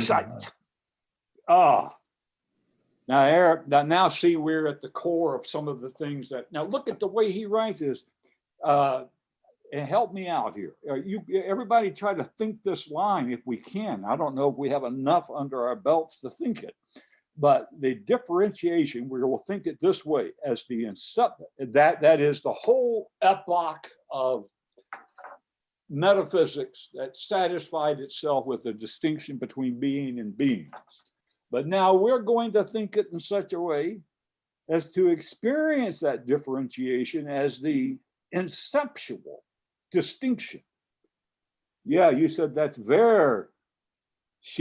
Okay, it must be Verschiedenheit. Look at that. Now, what does Ver add to Schied? What did see? This prefix Ver haunts me. Is one of the, and we see it in common words, like we know what Verbergen is, Verbergen, right? To shelter something over. But see, I'm never satisfied with the words that use this prefix in their translation. Here's my major word that I keep struggling with. One of the Ereignis words. Ereignis, Ereignung. And that comes in at a critical moment in Das Ding, when he's talking about the relation of the fourfold, okay, to themselves. And of course, you see I think, fairly pitiful attempts to translate that, because I don't think anyone's really trying to understand what that weight of that term really is there. And he's got a whole section in the word treasury, which Hal first mentioned that we may want to look at one day if we can handle it, on the Ereignis. And the meanings and the subtle. He says this is the treasury of this word Eignen. Okay, and in that comes Vereignen, and it's apparently in a Gegenwendig. Is that the word for counter turning, counter winding, counter twisting? There's a Vereignen going on, and there is an Übereignen going on, and they're crossing each other and countering one another. And this countering is what I eventually want. I wish I could get all of us to think about it. I'm selfish there. I think it's important, and would like to grasp it before I kick off. But it's so that turning is the same one that we have to read, I believe, in Basic Questions. That's where it's formulated for the first time. I mean, in an explicit way, under the mantle of Ereignis and the Basic Questions on Logic back in that 38 lecture. Okay, he talks about the power of the counter turning, the turning.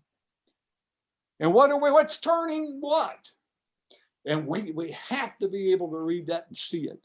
Actually, we're seeing a relationship. I'll give you a clue. I wish we could start that business of, because you already you nailed it. It's something about what and being. They're turning. Okay, they're spinning in a certain relation that's determined by thinking. And I think in an ultimate sense, if we're thinking in the proper historical fashion as versus a historiographical fashion, okay, and that is what we have to learn to express. I don't think we'll ever figure out anything this man has to say. And I believe it said real. I don't believe anyone has actually tried to discuss, but I'm not a scholar.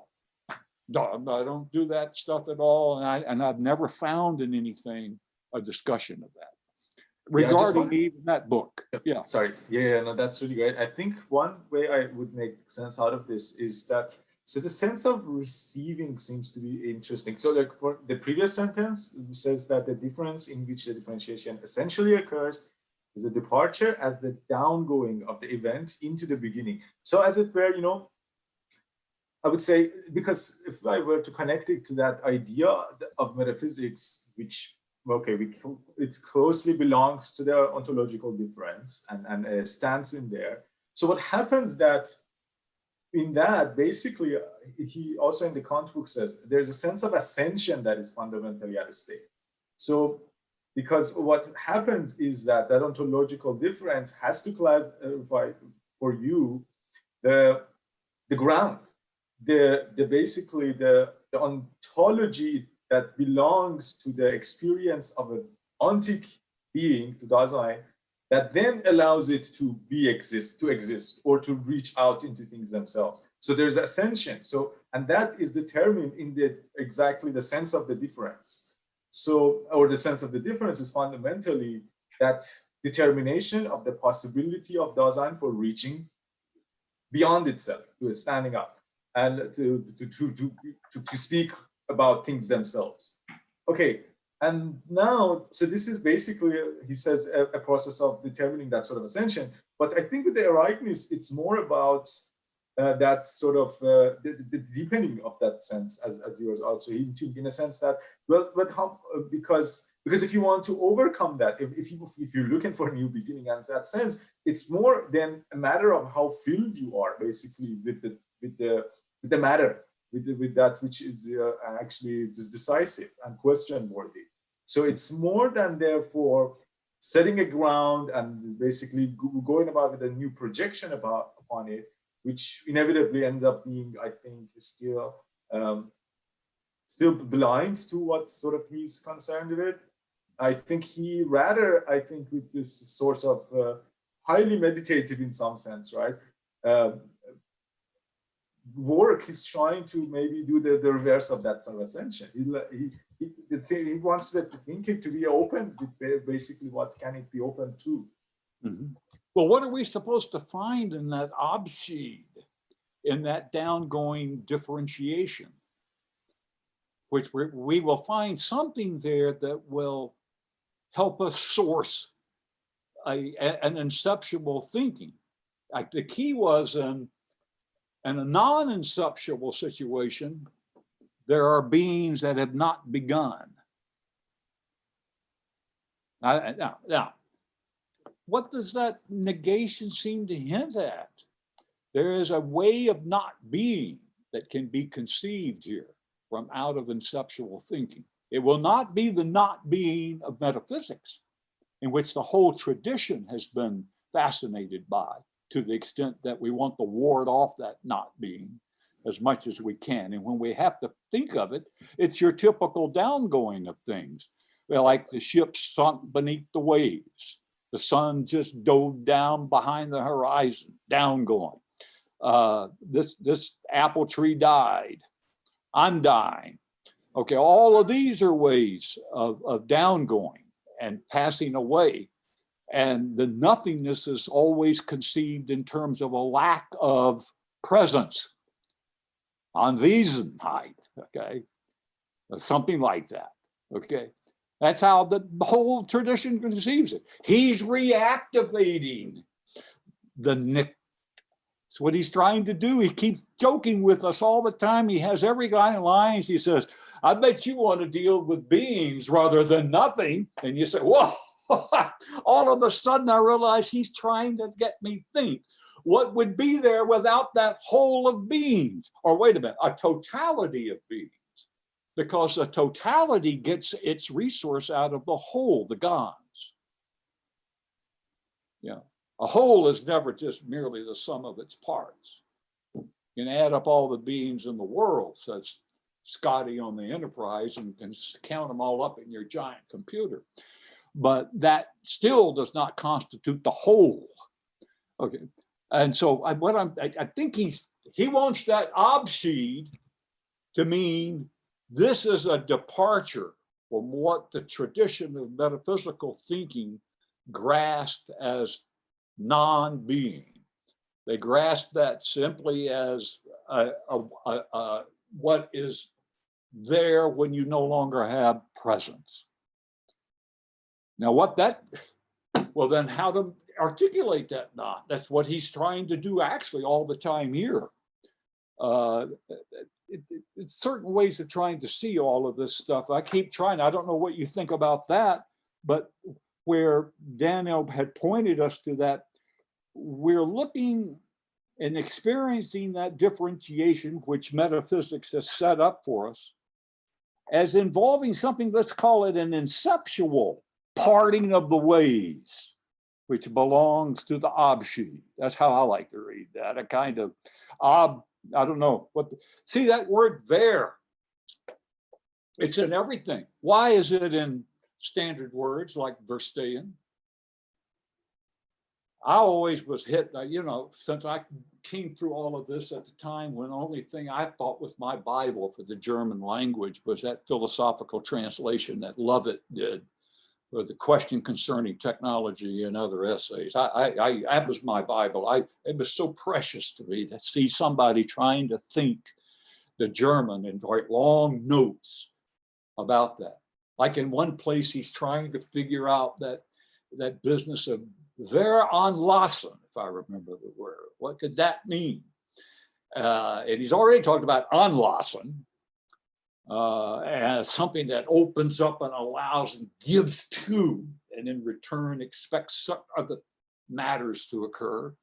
But then there's that ver that's added, and he's perplexed. He says, well, here's the only answer I know, is that it would be something that somebody, I've forgotten now, I'm sorry, the note in there, it's in the notes of that little volume things called The Question Concerning Technology and Other Essays, where he says somebody who talked to Heidegger on a path.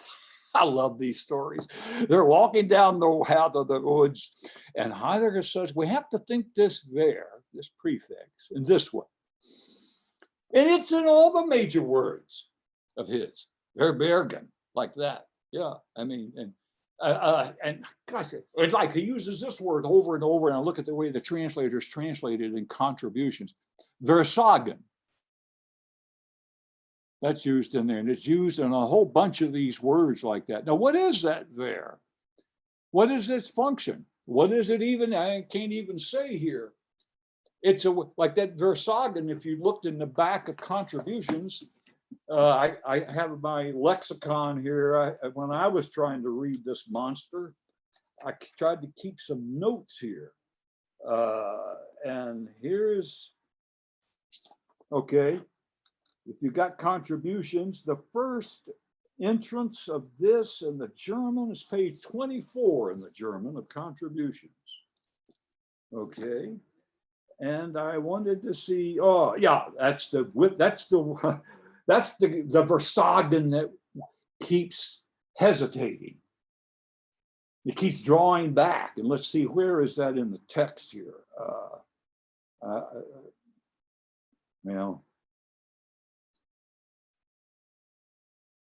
Well, I don't know where it is. I can't find it. I'm looking at the English. I must not have marked it in the actual text. Which translation are you looking at, Jim? Oh, the normal one that the Roxovic did with the lady. What was her name?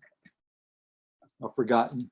Daniela Valeganu. Oh, yeah. And then I happened, somebody sent me a thing where she's criticizing his translations and Das Ereignis. And the only reason they sent it to me because they knew I was interested in that one word, Vereignen.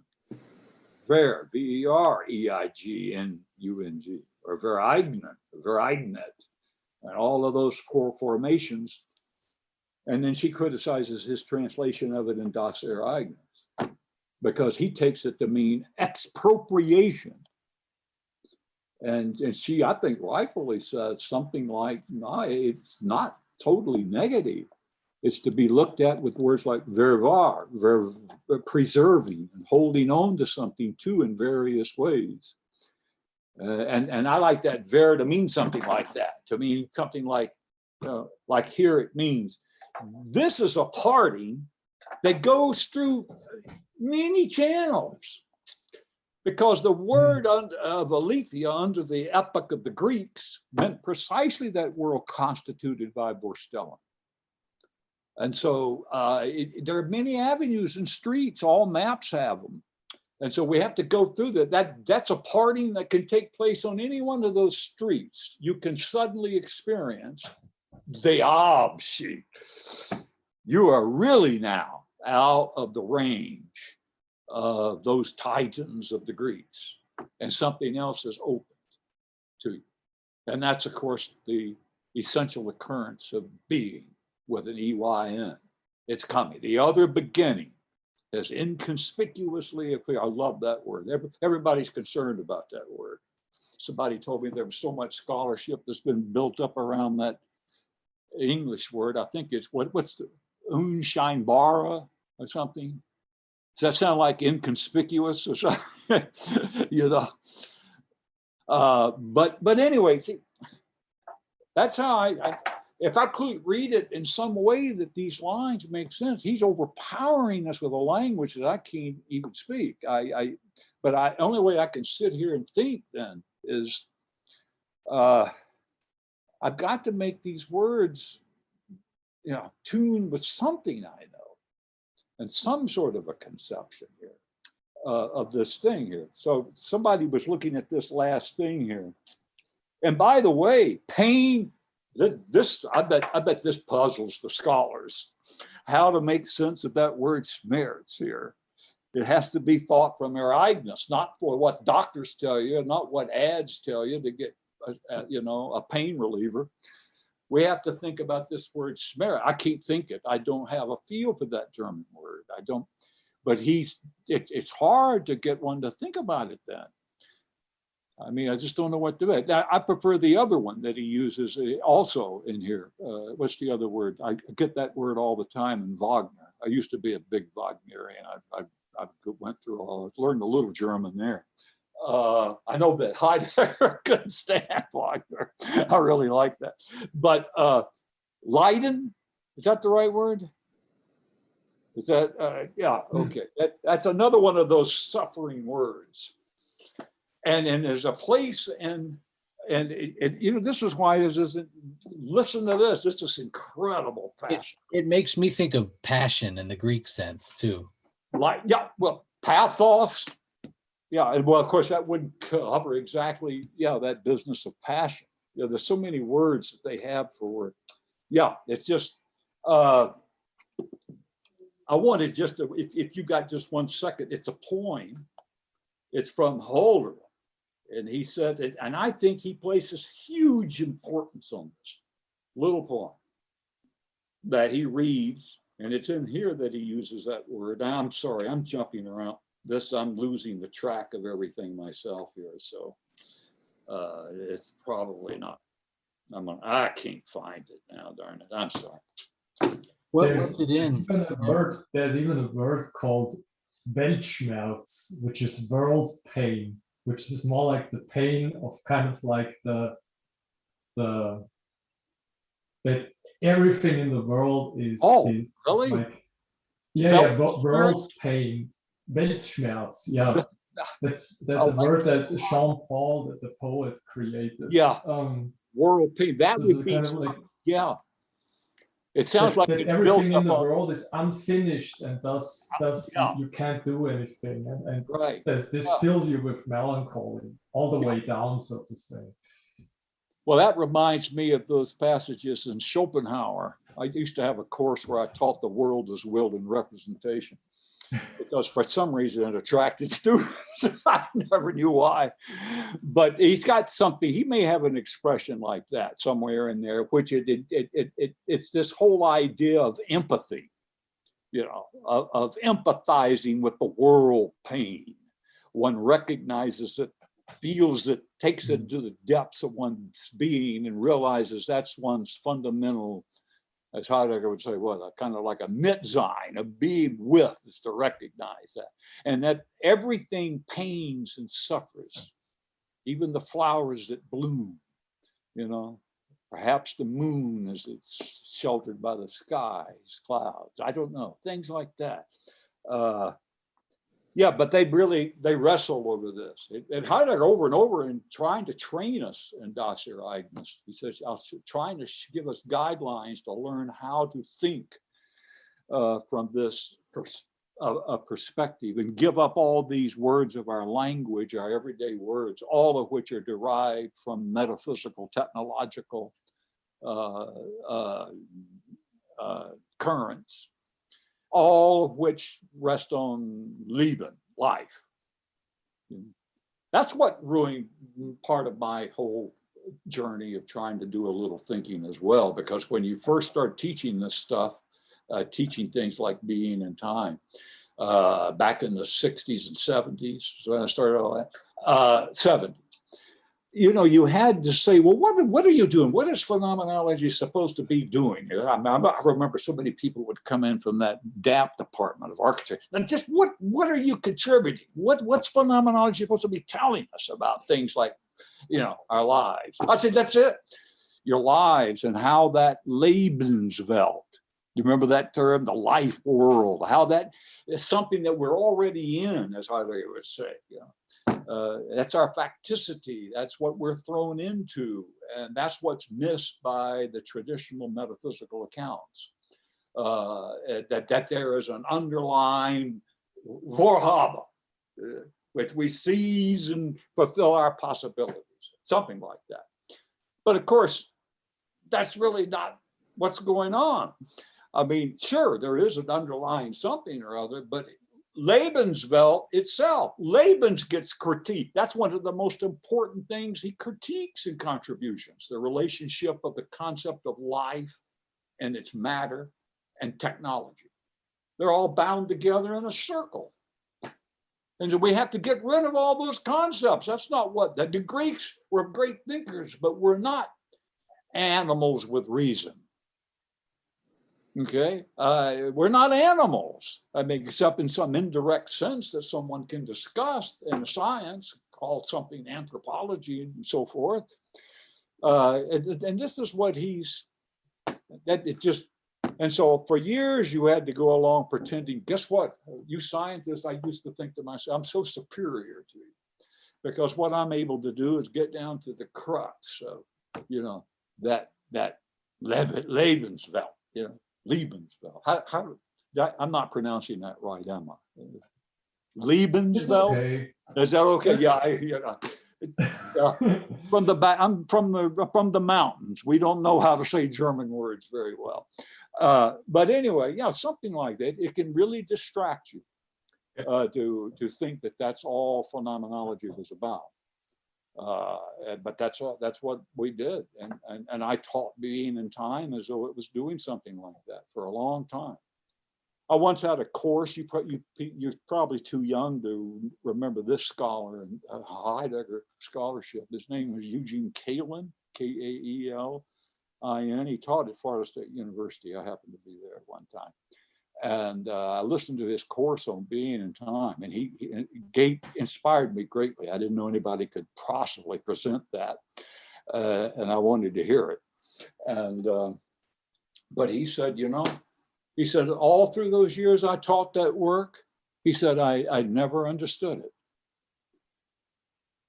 I used to get that feeling all the time. When you're trying to teach something like building dwelling thinking or or the origin of the artwork even, which is a little earlier, or something, or Das Ding, the thing.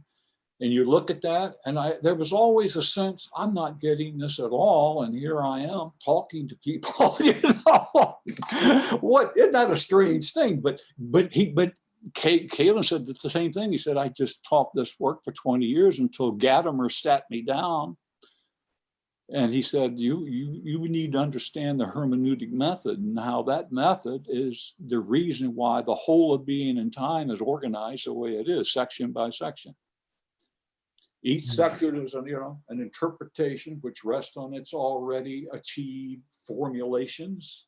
Then it takes those already achieved formulations, reprojects them, verb all over again to the new. See, it's just a chain of hermeneutic opening up of existence. That's what I remember him telling me. I've really learned what that's all about. But even now, I see that as very limited to approach being in time that way. It's what he says in the Ereignis work it is. It's a first attempt at a thinking of the truth of being, S-E-Y-N. Yeah, he says that. And he says it had to go wrong in various places. Has anybody here looked at book 82 of the Gesamtausgabe? Oh yeah, Hal, that's a good point. Which one is that? It's I think it's Zu ver off. I'm butchering it. Zu ver offent Lickung Ereignis, I think. It's a book length commentary on the first division of being and time. Yeah, I would love to see that in English. I would love to see that. Well, he wrote more about being in time. Yeah. I mean, his comments on it probably extend greatly beyond the text itself, and just sizable chunk of thought shows that he was never settled with what was going on there. And yet who cannot be fascinated by it? I mean, you get drawn into that language. It's powerful stuff. But anyway, I want to maybe say something, I think, in go right ahead. of the sense of time, in a sense that, well, within philosophical and in our sense that I think you have about 12, but yeah, so maybe at some point you want to come to a close. But then I think, so what I was thinking about, maybe I'll start from here, that I will try to also work my way through Spengler's Decline of the West. And so what is really fascinating is that he really uses this term, the Sinnenwelt, or the world feeling in English, to explain basically that ground of an epoch, of history itself, and different histories, and why there are different histories to begin with. And so what is really fascinating is that, so he begins from that, like that, you know, if history is a problem, then the history of history, as it were, it becomes the first problem to think about. So how is it that in history itself, there are different senses of history, right? So for instance, you know, it's not just that people interpret nature differently, interpret being differently, say, right? The history itself is interpreted differently. And so it's one way to open that problem. And he gets to, as you know, basically, let's see, in German, you can say Sinn von, Sinn der Zahlen, the sense of numbers. So he says, you know, but why is it that actually Romans didn't have zero and like others did? And why there are different mathematics? Because mathematics and number, even, right, the most, I would say, you know, you can think of the universal sense and concept. It itself is not universal in the sense that history gets levels down in its face. Yeah. So something that's universal, that doesn't have that sense, right? It doesn't mean it's the same everywhere. If it means anything, it means that the difference and identity are at play at the same time, right? Or yeah, so anyway, so he tries to basically give that sense, that the world feeling, out of which these different mathematics, in a sense, or right, different basic foundations of nature come about, because there is fundamentally also that intimate relationship between history and nature, between what is, you can say, extensive, what is incorporated, and that which, let's say, comes through the incorporation, or that which they basically it points to, that which it indicates, and that which it directs toward. So yeah, I think that's really interesting the way he has dealt with it. But so to me, again, it seems that the way he's treating history, although it's definitely very idiosyncratic, again, I think everyone about the Spengler have said, but what is interesting, I think he does some interesting justice to the matter of time and history, in a sense that you can see basically something at work in his work, in his account, and a method that I think makes him an interesting person for me. But yeah, so definitely the dimension of time and being would be to me also interesting. I know that whole other discussion. You're right. I mean, when he says being in time, as he's looking back at it, he says it's a first attempt at thinking of the truth of being. And of course, that truth is within the orbit of temporality. The Voss, all the Voss that we've been talking about here, the trying to settle what something is, or even thinking about the essentiality of an essence, is within the range of the temporalization of being. And the summit of his thinking here, some people used to think in this Ereignis stuff is section 242 and contributions, where he tries to show the foundation, the temporal foundation for Ereignis as thinking. And by the way, that is also shown in the previous sections of contributions, where he tries to summarize. We haven't nailed these terms down yet, but we've mentioned them. We've mentioned the word presence, but we haven't said anything about constancy yet. And that's that's the word bestand, or you can even use stand. Stand itself, and then there's spin out various meanings with bestand and so forth. But this constant presence has temporalized. It would not be and the temporalization is only possible for the Greeks because they are traveling through the nothing of forgetfulness, which is the key element right at the beginning of being in time, and he was not in a position to think it then. Ereignis, really, you could say all that's about is opening up what's been forgotten and preserving it. And what's been forgotten is temporalization. Time was just simply taken as an order by which various events can occur in a sequence, also in conjunction with space. Time and space have to be conjoined in a certain way. All these great Greek thinkers, particularly Aristotle, nailed all this down, and the concept of time hasn't changed since Aristotle and his physics. Okay, and so, but time and space are really, it's just another word for saying Dasein. Another word of saying, where will there be, okay, in a temporalization of an Ortschaft, a space. Dasein is another word he could use sometimes practically, because that's what we have to stay on the lookout for. We tried to see a Dasein right there in the last line that Daniel brought our attention to, concerning thinking, this differentiation. That thinking requires it be da, it has to have an Ortschaft, an Ort. And it has to clear the openness. That's temporalization. It's going on there. There's not a single line. It seems to me his language is so, I don't know how to describe it. It so turns on itself every time, even as it opens up. He's got this way around. I think probably they'll be elucidating his text if we're around in 500 years, just trying to make sense of this, just like such a standard. You know, just a little story on the side. I've forgotten when it was. I was working with something and I was so mad I couldn't get to the bottom of some meaning in an Ereignis term. And I happened to be online and I put the line into a Google search, and so all of a sudden some guy's site popped up in Germany. And he's got the line quoted, the very one that I was quoting, okay, and thinking about. and he's elucidating it in German. And I looked, he said, well, he's a musician. I thought that's wonderful. He's somehow involved in the music industry.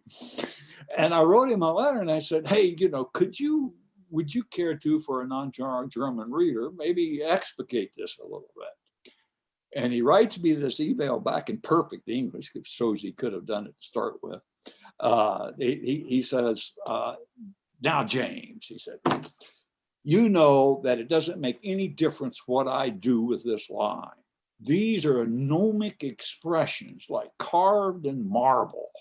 They will be there long after I attempt my interpretation. And he says, that's the nature of, he called him our German thinker, he called him. And this is what he does.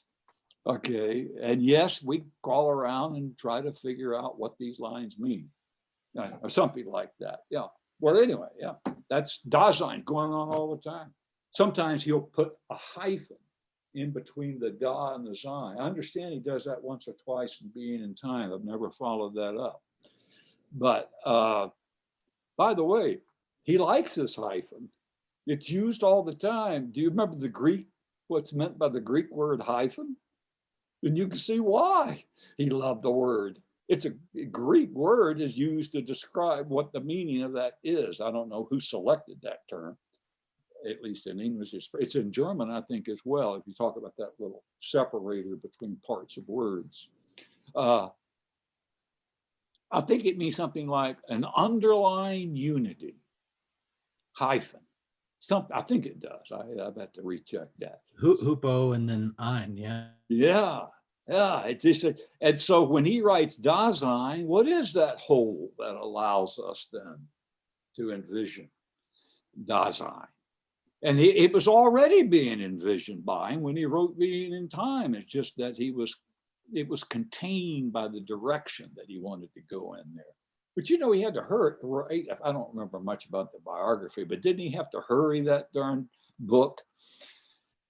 I mean, he was in a hurry. This is a guy that was in a hurry. He needed to get established, right? And so I don't, for that reason alone, I don't give it as much weight as anything like contributions. I mean, that's my take on the thing. My claim on that is just feeling that there's nothing rushing him here. That doesn't mean he's not going to change his mind, but he got the warning from the boss, right? Publish or perish. So, yeah, and yet he had been doing that for years, right? He'd been doing those courses. Gosh, that book right ahead of that, The History of the Concept of Time, is a whole working out of the first division and just another, right? Isn't it? I mean, it just goes on. And all of those works around there, he'd done that so many times, he could do it in his sleep, I'm sure. But anyway, what do you folks think? What would be a good approach? You see how we can scatter things, right? I'm a little scatterbrained. So you see what happens. I don't know what to suggest. My gut feeling is to try, if we could arrive at this, set it out as thought-worthy, how to express a turning between essence and being, okay, or between that was and sein, and see that clearly in the way that it is. But see, here's the thing: to try to see how, if Plato is the most disastrous step in the history of thinking of the West, it'd be nice to know what that really amounts to. And if that is if his mistake is something like understanding the Vasein of any being in such a way that that Vasein can be set before the proper thinking mind, okay? Nous, the Greeks understood everything that had to do with thinking, had to do with something like knowing, to think, okay? They had other words, of course. But the issue is to set before us the Vasein of any being, and that was, that what is thought of as what shows up, the eidos, in that being as constantly there whenever I should return to think of it. Now, put that in perhaps not even a very accurate way. I mean, but he pins this down so precisely in the German. I wish I could follow it, but it's in a certain, I tell you where it is. Maybe you might want to say, okay, I'm going to look at this. It's easy to find. Look at, if you got your basic questions up here, okay, it's I don't all think I sent that to anybody, did I? Let me tell you, chapter 2, it says the Hey, question. Jim, if you'll give me just a second, I'll pull up the PDF and share the screen with everybody. Okay, in the English or the German? In the English. Okay, is that all right with everyone? Okay. This is it. I believe that if we can say the Ereignis. Part of that saying, we're being asked to practice and to understand. In that turning, can we say it between here? And I believe that would, it's like it spins you off into windings everywhere. You'll be able to recognize that turning, and you'll see it in the barest line, wherever it is, and you will have participated in Ereignis. I think that.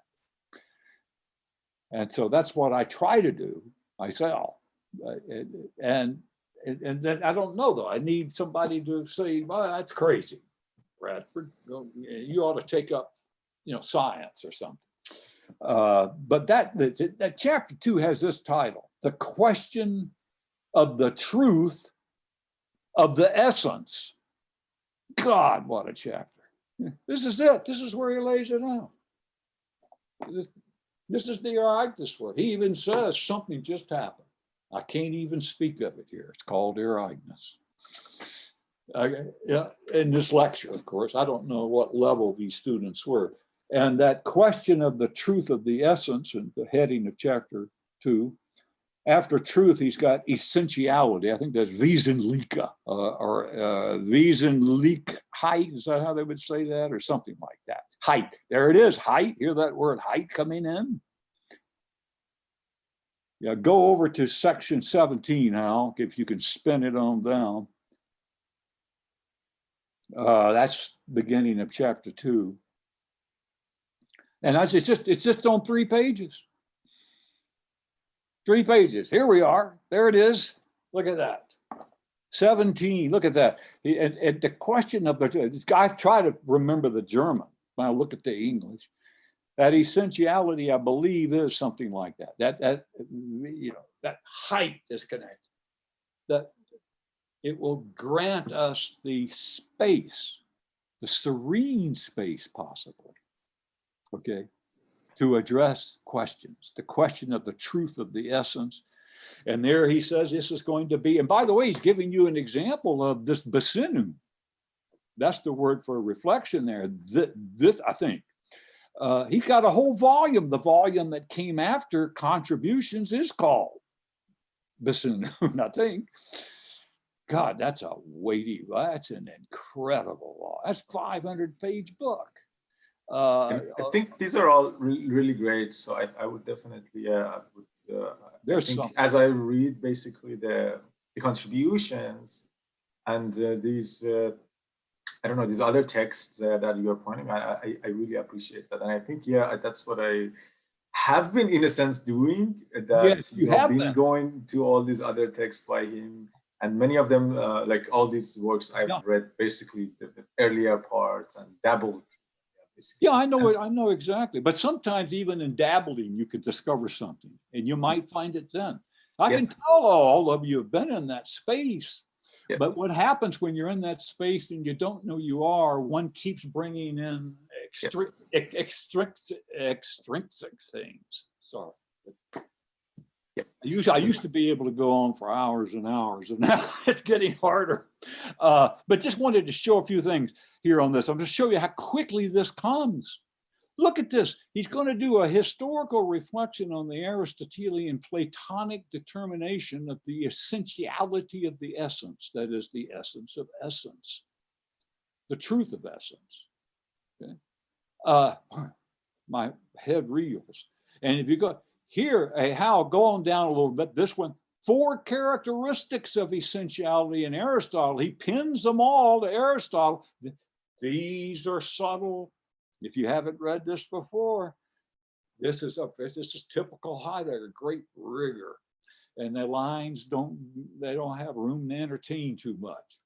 But he goes on down, continue there, Hal, and right on down, and you're going to see all kinds. Stop right there. I just back up. I just noticed something. I love all this when you see the. Okay, look like that first line. I know it's out of context. He's trying to get in a position to determine something about one of those ways that essence was determined by Aristotle, and he says that the essence is that from which. Well, I'm telling you, you're always out of a space if you're a particular thing, okay? And indeed, in what it is, okay, has its origin.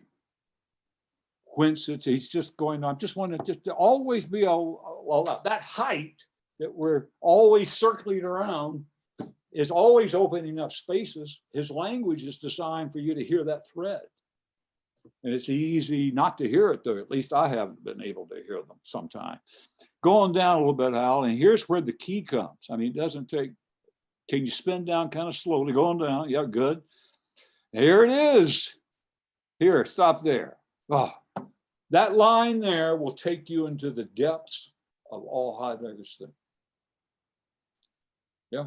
Oh, I could give you lines from the question concerning technology, which are referring immediately to the limitation that Plato put upon discourse and thinking. And look at that line, the essence as the whatness of a thing, of a being. By the way, if you want to ever try to figure out how and why does he go from the word ding on occasions for thing to Zeindev, I don't know, I can't tell you that, that's too complicated. But I know he's hearing it and he wants you to hear it one way or another. He says ding instead of a being, but we don't even pay attention to it. That we just simply ignore the distinction. Okay, but look at this. And look what he says, what that whatness is. It's the idea. That's in the Greek as to the looking that everything offers, like all of these things are red, all of these animals here are horses, and we're constantly gathering beings together into some context like that and describing their essence, okay? And that idea, though, is what is constantly present, okay? And right there's the 2 key words at which will formulate the entire framework of his thinking. You're gonna have, I mean, it's no way out. This is it. What is in view in advance? There's that, you were pointing out that Angesicht a little early. It's always a view in advance. It's gonna show up these things. Those are horses out there. And something has come into view that Plato grasped with the appropriate thinking. And phenomenologists, as they went through the years, like Edmund Husserl, were very impressed with these words. You remember even Edmund Husserl had a reduction in all of his works. I used to puzzle these things out when I was too young to understand them. He had a reduction called the eidetic reduction. E-I-D-E-T-I-C, but right there's the word. He got it from eidos. The in advance, by the way, is voraus. In voraus. Yeah. Oh, yes. In voraus. Yeah. Oh, it is. Is that what it is there? In advance? Oh, yes. That part is in voraus. Yeah. Yeah. Okay. Already out. Okay. What is in view in advance? Well, I've already gone through it. I can go through essences. How many? Well, let's see. Red is a color. I just went through one. Then just think how many times you're going to see that in a philosophical thinking, like from Aristotle. Be talking about what something is. Okay. is what we have in view in advance and the way it looks, eidos. There's that eidetic, and Husserl would not be able to go anywhere without that word. But he didn't even recognize, according to Heidegger, the great profound setting of that word, which is why he naively locked himself up in his cogito like Descartes, okay? And then had many problems. Came up with all kinds of ways, maneuvers to try to get out of that cogito in his Cartesian meditations, for example. He does the same thing. Look at that, I'm telling you, that line right there, if we can finally unpack it, there's no, I do not believe one has very far to go. Unpacking it though doesn't give you a set of meanings that you just sort of carry like a definition. It'd be like someone saying, oh, now wait a minute, what's the rule for moving this knight on the chessboard? Let's see, I have to look back. No, it's not like that. Because the terms themselves carry such weight, you have to already be within an conceptual opening. And you're going to have to recognize it that way. Now, of course, sometimes we just can't see it. I can understand it when people say they don't see it. Because you have to activate that sight of your own ear every time you see that. Okay, and sometimes it will lapse. But go on down, and here's where I'm just going to show you. Go on down a little bit more, Hal, because here he comes with. Let me see if I can. Yeah, that's great. I'm going to have to start reading this text here. Okay, go down a little further. Okay. Stop right there. Let's go back up a little bit. There, that. Now, here's what, a little bit more, I want to see the beginning of that paragraph. And here's the line. Now, he's reviewing all of Aristotle's characterizations of essence. You'll see what those are. You've heard about them all your life. It's just hard for our minds to suddenly start thinking this way about it. But you will see them. He summarizes it here. Okay, but we come upon a distinction that is so simple. Probably that word for simple, one fold. That would be einfalt, right? That would be a one fold. But anyway, so simple. It says nothing to us. I love that. He's playing with you again. He's saying, look at this. I used the word nothing again. And you think I just used it casually. No, it's lurking. It's in the vicinity of what I'm saying now, okay? The essence is what we see when we ask this Greek question. That's how Aristotle put it. T estin, what is it? That T is, I think, if I remember some Greek, I was supposed to know a lot of Greek. I've forgotten it now. I think it means an interrogative pronoun, right? Hal, you have a Greek sense of me. I think it yeah, I think so. And that esti is, of course, a Greek word of great importance. It's the third person singular. Okay. Sorry, I just want to say I need to actually head out. So okay. Yeah, sorry to have kept and it's a great conversation though. Yeah, and yeah. So I enjoyed everything. We all, if we talk, we can maybe share some things, right? Exactly. I would know. Yeah, absolutely. Yeah, thanks very much. Yeah. So okay, have a good day. If anybody else has to go, but I wanted to say, here's the one line. Okay, he says when we get back on. But what is this what? Is there an answer to that? He says, Plato gave it to us. He gave us an answer to what is the what. Okay? He said, and look at this, this is wonderful stuff. This is great stuff. To be sure, Plato provided it. What something is, the whatness, the totiinai, for example, of a house or a man, is what is constantly present in that something.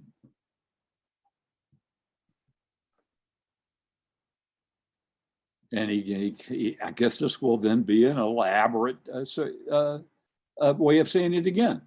In all ever so different houses, what is constant in those different houses is what they are. House, And then wait, a turn, an umkehrt. And conversely, okay, what they are, houses and all their variety and change, is the constant. A turn has occurred. I'll tell you, it's going to take some time to think this through. He goes ahead and says this in other ways, okay? It's like, I think a turn is something that like grounds itself almost. It's certainly going to be involved in a way of grounding. Yes, it is. It's going to have to be involved in some kind of a grounding, turning in a certain direction here. Well, let's try to think this, let's postpone it until next time. But what I think might be a way of understanding this, and trying to get into it, would involve something like seeing the relationship between sein or being here and the was, the what. What and being are involved. The what of a being, we can see that. We can see if we say the what of a being, we must already have some understanding of being. You follow me with that? I mean, the what of any being, okay? And that's exactly where he wants us to go, because he's going to show you that this view of the constant presence of the what is grounded in a further constant presence, the constant presence of being. Yeah, I think Yeah. I think this is where I tap out for the day, but since I haven't contributed anything, maybe I throw in this one idea, and this comes from Nishitani. So Nishitani was a student of Heidegger. Yes. One of the things that he says where the Greeks strayed, and this makes sense in the eidos and the idea and the form, is if you're thinking in terms of just form, then you get the whatness because you have to have a substance. But there's another way to think of essence, and that could be the thatness or thusness, that something is, or thus that it is. And another way I've heard it is the as if something is something because it's like something else. That idea of it, which I think, such as it is, it's like the rest of those that are. Yeah, and that way, yes. Yeah, and that first distinction, now that second one you just mentioned also, the distinction between the essence of a thing and the thatness of it. That was traditionally thought to be a distinction between essence and existence. You know, I always love that classic line of the use of that. Essentia here, I think, translates it more traditionally, is when Descartes says in the Meditations. I love this line. He says, now that I know that I am, okay, in his famous, I think, therefore I am, he thought he had warranted to conclude, I am, therefore I exist. Now that I know that I am, I have to try to find out what I am. So there is a beautiful way that essence and existence are distinguished there. Yeah, and of course you'll enjoy all these different views of essence here, Seth. I mean, he's laying out all the Aristotelian views, and it's really interesting to see. But if we could keep in mind, look, just ask yourself all that, what's this play between the what and the is of something? Okay. I understand that in order to keep this particular horse in view, I have to have grasped something constant about it. It's eidos, its essence. Okay. And so, and we seem to be also in something that's been opened up by these beings, which allow you then to take whatever needs to be grasped regarding what they are in their essence in a certain way. That's what I think is the point here. It's thinking about beings as well. And that's very important, because he's about to say that this thinking about essence is in fact determined by how the Greeks understood the word beings when they said beings. and there are a few technicalities here, they already heard the word sein in it, being in it, or they heard the Greek word, of course, not the German or English word. And they already heard that. Well, then, whence comes the whole totality of those beings already? Okay. Yeah, I mean, I just wanted to, I believe if we work and think about this, I think you might be astonished at what may emerge here. Because what he's going to be interested in is showing you how it is that they, by way of a certain understanding of time and place, were able to make this determination regarding the constant presence of what something is available to the person who needs to determine that. I'm sorry. Okay, I agree, guys. I'm tired too. Thanks a lot. I enjoyed the discussions, all of you. That's good to hear. Wakes me up a little bit. I'm gonna start the basic questions too after today and start from there. Oh, great. I tell you, I honestly believe it will take you into the heart of a matter that it will never leave you. And it will probably shape your thinking in its own way. Yeah, it wouldn't hurt to even start at the beginning, but I just wanted to show you the passage where it starts the issue about constant presence.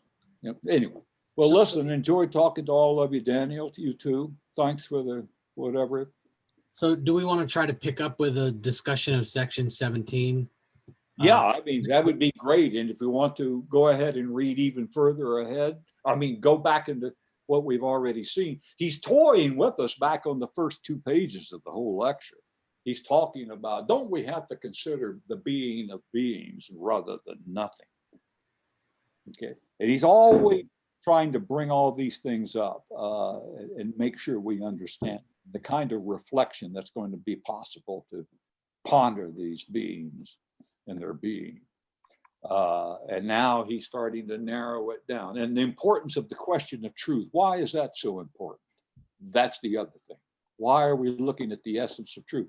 Why not start out as being and time does? Obviously, you're under the umbrella of aletheia. That's seen pretty early. And of course, that famous section in Being and Time, which deals with that.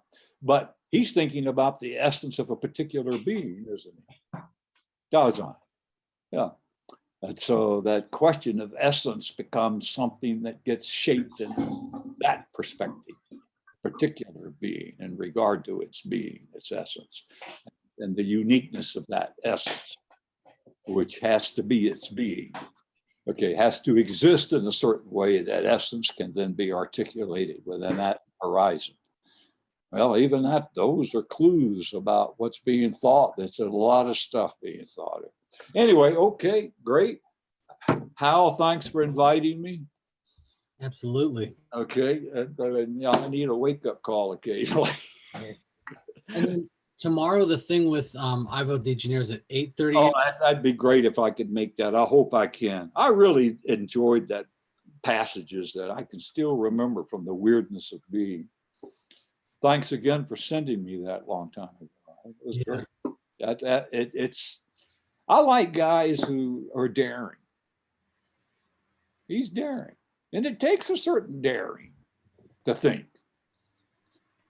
Most people don't want to think, says Martin. So we just don't take any chances. It's risky business. Wager. He likes that word, wager. Wagering, of what we can. Anyway, great. You guys take care. And where's the leave on this? Daniel, you look like you want to say something. Oh, Daniel, sorry. Yeah. I wanted to ask Hal, do you upload this to the forum? Yeah, I can do that. Yeah. I think that's the best. If you just throw it into the section you opened, and then that would be perfect. Okay.